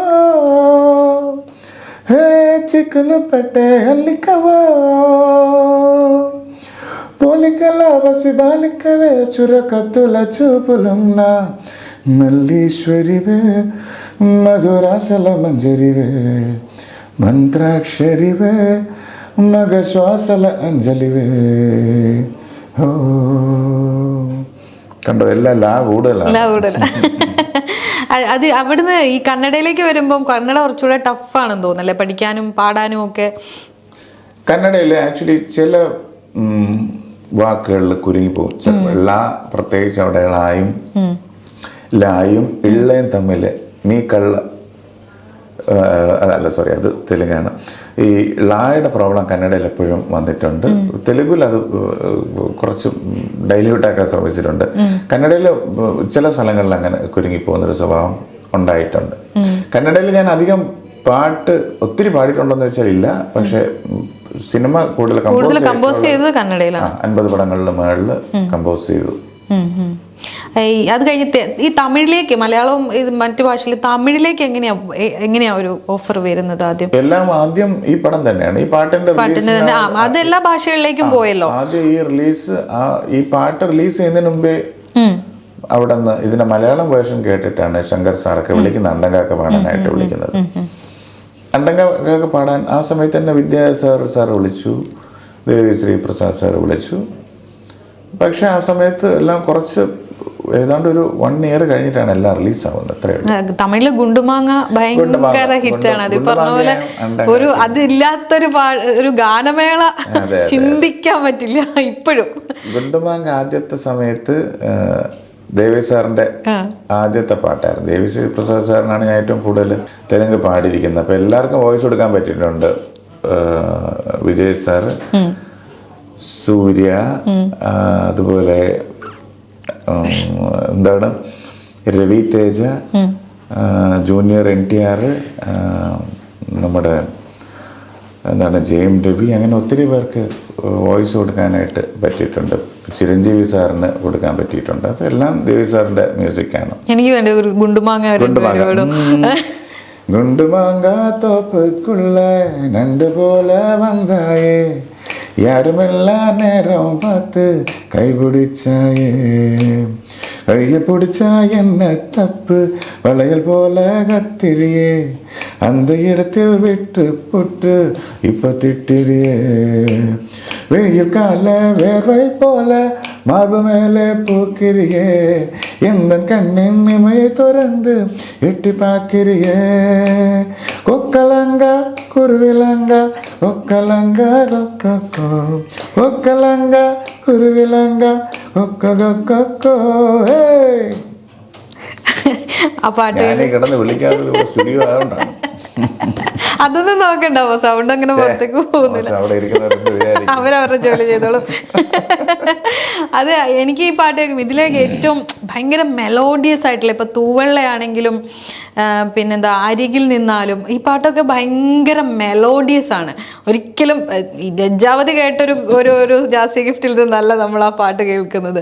അതൊരു ഭയങ്കര ട്രാൻസിഷൻ അല്ലേ, ഈ അങ്ങനെ അതൊരു ഭാഗ്യം കൂടിയാണല്ലോ എല്ലാത്തരം പാട്ടുകളും ചെയ്യാൻ പറ്റുക. ആദ്യം മ്യൂസിക് കേട്ട് വളരുന്നത് വീട്ടിലെ സന്ധ്യാപ്രാർത്ഥനകളാണ്. അത് കഴിഞ്ഞിട്ട് ഏറ്റവും കൂടുതൽ മ്യൂസിക് കേൾക്കുന്നത് റേഡിയോ ലിസണർ ആയിരുന്നു കുഞ്ഞുനാൾ. അന്ന് ഇന്നത്തെ മാതിരിയല്ല, നമുക്കൊരു പാട്ട് കേൾക്കണമെങ്കിൽ നമ്മൾ വെയിറ്റ് ചെയ്യണം. ഒരു പാട്ട് കേട്ടിട്ട് അതിൻ്റെ സെക്കൻഡ് റിപ്പീറ്റ് വരുന്ന സമയം വരെ നമ്മൾ വെയിറ്റ് ചെയ്താൽ മാത്രമേ ആ പാട്ട് കേൾക്കാൻ പറ്റൂ. അപ്പോൾ ഈ ഒരു വെയിറ്റിങ്ങിന് അതിൻ്റേതായിട്ടുള്ള ഒരു സംഭവം നമുക്ക് കിട്ടിയിട്ടുണ്ട്. നമുക്ക് പാട്ട് വെയിറ്റ് ചെയ്ത് കേൾക്കുക എന്ന് പറയുമ്പോൾ അതൊരു ഭയങ്കര ഒരു പ്രോസസ്സാണ്. ആ സ്ലോ പ്രോസസ്സ് വഴി ഒത്തിരി പാട്ടുകൾ ഇങ്ങനെ മനസ്സിൽ അന്ന് മുതലേ ഇങ്ങനെ സ്റ്റക്ക് ഓൺ ചെയ്തു. അതിൻ്റെ ഒരു റിസൾട്ടായിട്ടാണ് സാധാരണ മെലഡിയൊക്കെ ചെയ്യാൻ പോകുമ്പോഴും ഈ കേട്ട പാട്ടുകളുടെ ഒരു ഓർമ്മ പുതുക്കൽ തന്നെയാണ് തീർച്ചയായിട്ടും. എനിക്കിപ്പോഴും ഓർമ്മയുണ്ട്, ആ സമയത്താണ് ആബ്ജയ് സെക്കോയിലെ ആ പാട്ട് ഇറങ്ങുന്നത്, ബിഡ് മ്യൂസിക്. ആ സമയത്ത് ഒരു സിന്തസൈസർ സൗണ്ടൊക്കെ അന്ന് എല്ലാവർക്കും പുതിയതാണ്. അതിൽ കേൾക്കുമ്പോഴത്തേക്ക് ഇങ്ങനെ സാധനമുണ്ട്. എനിക്കിപ്പോഴും ഓർമ്മയുണ്ട്, ഈ പാട്ട് കേൾക്കുമ്പോഴത്തേക്ക് എല്ലാവരും ഓടിക്കൂടും, റേഡിയോന് അവിടെ വന്ന് നിന്ന് നമ്മളിങ്ങനെ ശ്രദ്ധിക്കും. അത് ആ ഒരു വെയിറ്റിംഗ് ഉണ്ടല്ലോ, അത് തന്നെയാണ് ഏറ്റവും വലിയ മ്യൂസിക്കൽ ഇംപ്രഷനായിട്ട് എനിക്ക് തോന്നിയിട്ടുള്ളത്. ആ ഒരു കാലഘട്ടത്തിൽ കൂടെ കടന്നു വന്നത് കാരണം ഒത്തിരി പാട്ടുകൾ കേൾക്കാൻ പറ്റി, ഇഷ്ടപ്പെടാൻ പറ്റി എന്നുള്ളത് മ്യൂസിക് ചെയ്യുമ്പോഴും മ്യൂസിക്കൽ ലൈഫിൽ വലിയൊരു അടിത്തറയാണ് കിട്ടിയിരിക്കുന്നത്. മെലഡി ചെയ്യുമ്പോൾ ഉണ്ടാകുന്നൊരു സുഖം അല്ലെങ്കിൽ അങ്ങനെ എന്തെങ്കിലും ഉണ്ടോ? ഇന്ന പാട്ടുകളോട് കൂടുതൽ ഇഷ്ടം കൂടുക? കമ്പാരിറ്റീവ്ലി ചെയ്യാൻ എപ്പോഴും ഒരു ഈസി ആയിട്ട് തോന്നാറുണ്ട്. അതായത് നമുക്കൊരു ഫാസ്റ്റ് നമ്പേഴ്സ് ചെയ്യാനാണ് കുറച്ച് ടഫ് ആയിട്ട് എപ്പോഴും തോന്നിയിട്ടുണ്ട്. കാര്യം എല്ലാം എല്ലാവരും എല്ലാം അപ്ലൈ ചെയ്തുകൊണ്ടിരിക്കുന്ന ഒരു സന്ദർഭമല്ലേ. എപ്പോഴും ഇതെങ്ങനെ ഇതിനകത്തുനിന്ന് മാറി നിന്ന് ചിന്തിക്കാം എന്നുള്ളതിൻ്റെ ഒരു ബുദ്ധിമുട്ട് എപ്പോഴും ഉണ്ട്. റെഗുലറായിട്ടുള്ളൊരു സംഭവം കേൾക്കാനായിട്ട് പലരും ഇഷ്ടപ്പെടുന്നുണ്ട്. റെഗുലർ ആകുമ്പോഴത്തേക്ക് നമ്മൾ ടൈപ്പ് കാസ്റ്റ് ആവും എന്നുള്ളത് ആദ്യം ചോദിക്കാൻ ഞാൻ വരുമായിരുന്നു. ഈ ചില പാട്ടുകളൊക്കെ ഒരേപോലെ വരുന്നു, ടൈപ്പ് കാസ്റ്റിലേക്ക് പോകുന്നു എന്നുള്ളൊരു ഇടക്കാലത്ത് ജാസി ഗിഫ്റ്റിന്റെ പാട്ടുകളെല്ലാം ഒരുപോലെയാണ്. ഇപ്പോഴും പലർക്കും അറിയില്ല ഇത്രയും മെലഡീസ് ചെയ്തിട്ടുണ്ട് എന്ന് എത്ര പേർക്ക് അറിയാവുന്ന എനിക്കറിയില്ല. പലർക്കും അറിയില്ല അത്രയും വലിയ മെലഡീസ് ഇതൊക്കെ ജാസി ഗിഫ്റ്റ് എന്ന ഗായകന്റെയാണ് അല്ലെങ്കിൽ ആ സംവിധായകന്റെ ആണെന്ന് പലർക്കും അറിയില്ല. പക്ഷെ ഇത്തരം എനിക്ക് പോലും ചിലപ്പോൾ അറിയാം കുറേ മെലഡീസ് ഉണ്ടല്ലോ, ഒരുപാട് പാട്ടുകളുണ്ട്, എല്ലാ ലാംഗ്വേജിലും ഉണ്ട്. അപ്പൊ ആ സമയത്ത് ഈ ടൈപ്പ് കാസ്റ്റ് ചെയ്യുന്നു എന്നുള്ള ഒരു ആരോപണം അല്ലെങ്കിൽ അങ്ങനെ തോന്നിയിട്ടുണ്ടോ? അല്ലെങ്കിൽ അങ്ങനെ ടൈപ്പ് കാസ്റ്റഡ് ആകും. കാര്യം എല്ലാ മ്യൂസീഷ്യൻസും ഒരളവിൽ ടൈപ്പ് കാസ്റ്റഡ് ആണ്. കാര്യം വെച്ചാൽ ഇപ്പം സാധാരണ ഞാൻ ഏറ്റവും കൂടുതൽ നമുക്ക് സാധാരണ കേൾക്കല്ല നമുക്കൊരു ഫ്രഷ്നെസ് കിട്ടാനായിട്ട് ഞങ്ങൾ കേൾക്കുന്ന പാട്ടുകളിലൊക്കെ ഇപ്പോൾ എറിക് ക്ലാപ്റ്റൺ കേൾക്കാറുണ്ട്, അല്ലെങ്കിൽ റോഡ് സ്റ്റുവർട്ട്. അപ്പം ഇങ്ങനെ എല്ലാ ബാൻഡുകളിലും അവരുടേതായ ഒരു ഐഡൻറ്റിറ്റി എന്ന് വെച്ചാൽ അവരുടെ സ്വന്തം സ്റ്റൈൽ തന്നെയാണ്. അപ്പം നമ്മുടെ സ്വന്തം സ്റ്റൈൽ അപ്ലൈ ചെയ്യാൻ വേണ്ടി സിനിമയിൽ പെട്ടെന്ന് രജിസ്റ്റർ ചെയ്യാനും അല്ലെങ്കിൽ പാട്ടിലേക്ക് ആൾക്കാരടുത്ത് കൊണ്ടുവരാനും നമ്മുടെ സ്ഥിരം സ്റ്റൈലിന് അതിൻ്റേതായിട്ടുള്ളതാണ്. നമ്മൾ തമിഴ് സോങ്സ് എടുത്തു കഴിഞ്ഞാൽ ഇൻട്രഡക്ഷൻ സോങ്സ് വിജയുടെ സോങ്സ് എല്ലാം ഏതാണ്ട് നമുക്ക് ഒരുപോലെ. എന്നാൽ അത് ആരെങ്കിലും കളയുന്നുണ്ടോ? ഇല്ല. ഇപ്പോഴും നമ്മുടെ ഗാനമേള എടുത്ത 1-2 പാട്ട് വിജയുടെ തന്നെ. അപ്പോൾ ഈ ടൈപ്പ് കാസ്റ്റ് എന്നുള്ള സംഭവം എന്തുകൊണ്ട് അവിടെ അപ്ലൈ ചെയ്യുന്നില്ല? അതൊരു ഇത് മാത്രമായിട്ടാണ് തോന്നുന്നത്. പിന്നെ ഇതിനകത്ത് എങ്ങനെ നമുക്ക് മാറി ചിന്തിക്കാം എന്നുള്ളതിനെ പറ്റി ആലോചിച്ച് പാട്ട് നശിപ്പിക്കേണ്ട എന്നുള്ളൊരു സംഭവം മനസ്സിലുണ്ട്. തീരെ എക്സ്പെരിമെന്റൽ ആക്കിയിട്ട് ആർക്കും മനസ്സിലാകാത്തൊരു സംഭവം ചെയ്യണം ആഗ്രഹം എനിക്കില്ല. കാര്യം അതങ്ങനെ ആരും കേൾക്കാനും പോകുന്നില്ല. നമ്മുടെ ഒരു പാട്ടൊരു ബേസിക്കായിട്ട് ഒരു ഇതിനകത്ത് നിൽക്കണം, അത്യാവശ്യം കേട്ടാൽ ഇഷ്ടപ്പെടണം എന്നുള്ളൊരു സംഭവമേ ഉള്ളൂ. നമുക്കൊരു മെലഡിയും കൂടെ പാടി അങ്ങ് അവസാനിപ്പിച്ചാലോ? ഷുഗർ. ഏത് പാടും? ഞാൻ മെലഡി ആദ്യത്തെ പാട്ട് തന്നെ പാടാം, തൂവെള്ള തന്നെ. തൂവെള്ള തൂവുന്നു ശസിൽ വാനിൽ കാർമേഘത്തിൻ ശരമാല. തൂവെള്ള തൂവുന്നു ശസിൽ വാനിൽ കാർമേഘത്തിൻ ശരമാല. ചന്ദനത്തിൻ കുളിരുപോലെ അന്തരങ്കിൽ രാഗം പോലെ അലക്കടലൊളിയോരം പോരും സ്നേഹപ്പൊന്നാരപ്പൂർണേന്തുവോ. തൂവെള്ള തൂവുന്നു ശസിൽ വാനിൽ കാർമേഘത്തിൻ ശരമാല. ഓക്കെ, അപ്പൊ ഞാൻ ഇനിയും പാട്ടുകൾ പാടിക്കണം എന്നുണ്ട്. പിന്നെ മറ്റൊരു ദിവസം ഞാനൊരു ഗാനമേള എനിക്കായിട്ട് മാത്രം ഡെഡിക്കേറ്റ് ചെയ്തേക്കാന്ന് പറഞ്ഞ പാട്ടുകൾ. അതെനിക്ക് സാറിന്റെ മെലഡിയെക്കാളും കുറച്ചുകൂടി ഇഷ്ടം ഫാസ്റ്റ് നമ്പേഴ്സാണ്. തീർച്ചയായും മെലഡി ഇഷ്ടമല്ല എന്നല്ല, ഇപ്പൊ വാഴകാലിലെ മഞ്ഞ ആ പാട്ടുണ്ട്, പിന്നെ ഇപ്പൊ അരികിൽ നിന്നാലും അങ്ങനെ കുറെ പാട്ടുകളുണ്ട്, പട്ടാളത്തിലെ പാട്ടുകളുണ്ട്. പണ്ടും എന്നും മനസ്സിൽ ഏറ്റവും വലിയ ആഗ്രഹങ്ങളൊന്ന് മാക്സിമം മ്യൂസിക് വഴി ഒരു ഹാപ്പിനെസ് കൊടുക്കുക. ഞാൻ ഇതിലേക്ക് ഒരു ക്യാപ്ഷൻ കണ്ടുപോയി, അതായത് കാല് വയ്യാതെ കിടക്കുന്ന ഒരാളും ഇദ്ദേഹത്തിന്റെ പാട്ട് കേട്ടല്ലോ എഴുന്നേറ്റ് നിന്ന് തുള്ളു ഒരാളുടെ ക്യാപ്ഷനാണ് ഒരു വീഡിയോയുടെ. ആ ഒരു ഫീല് കൊണ്ടുവരാൻ പറ്റി എന്ന് പറയുന്നത് വലിയൊരു മാറ്റമായിരുന്നു മലയാള സിനിമയില്. ഹാപ്പിനെസ് ജനറേറ്റ് ചെയ്യാൻ. അതെ അതെ, ഇത് വലിയൊരു ഫാക്റ്റാണ്. വൈബ് അതെ, വൈബ്. പക്ഷെ പാടുമ്പോ മാത്രമേ ഞാൻ ആ വൈബ് കൊടുക്കാറുള്ളൂ കേട്ടോ. സംസാരത്തിൽ ഞാൻ അങ്ങനെയല്ല, പ്രവൃത്തിയിൽ ഞാൻ അങ്ങനെയല്ല. പക്ഷെ പാടുമ്പോ മൈക്ക് എടുത്തു കഴിഞ്ഞാൽ സൗണ്ട് ഓണാക്കി കഴിഞ്ഞാൽ ഓക്കെ. എന്തായാലും കുറെ സമയം എനിക്ക് നമുക്ക് വേണ്ടി ചെലവഴിച്ചല്ലോ. Thank you so much.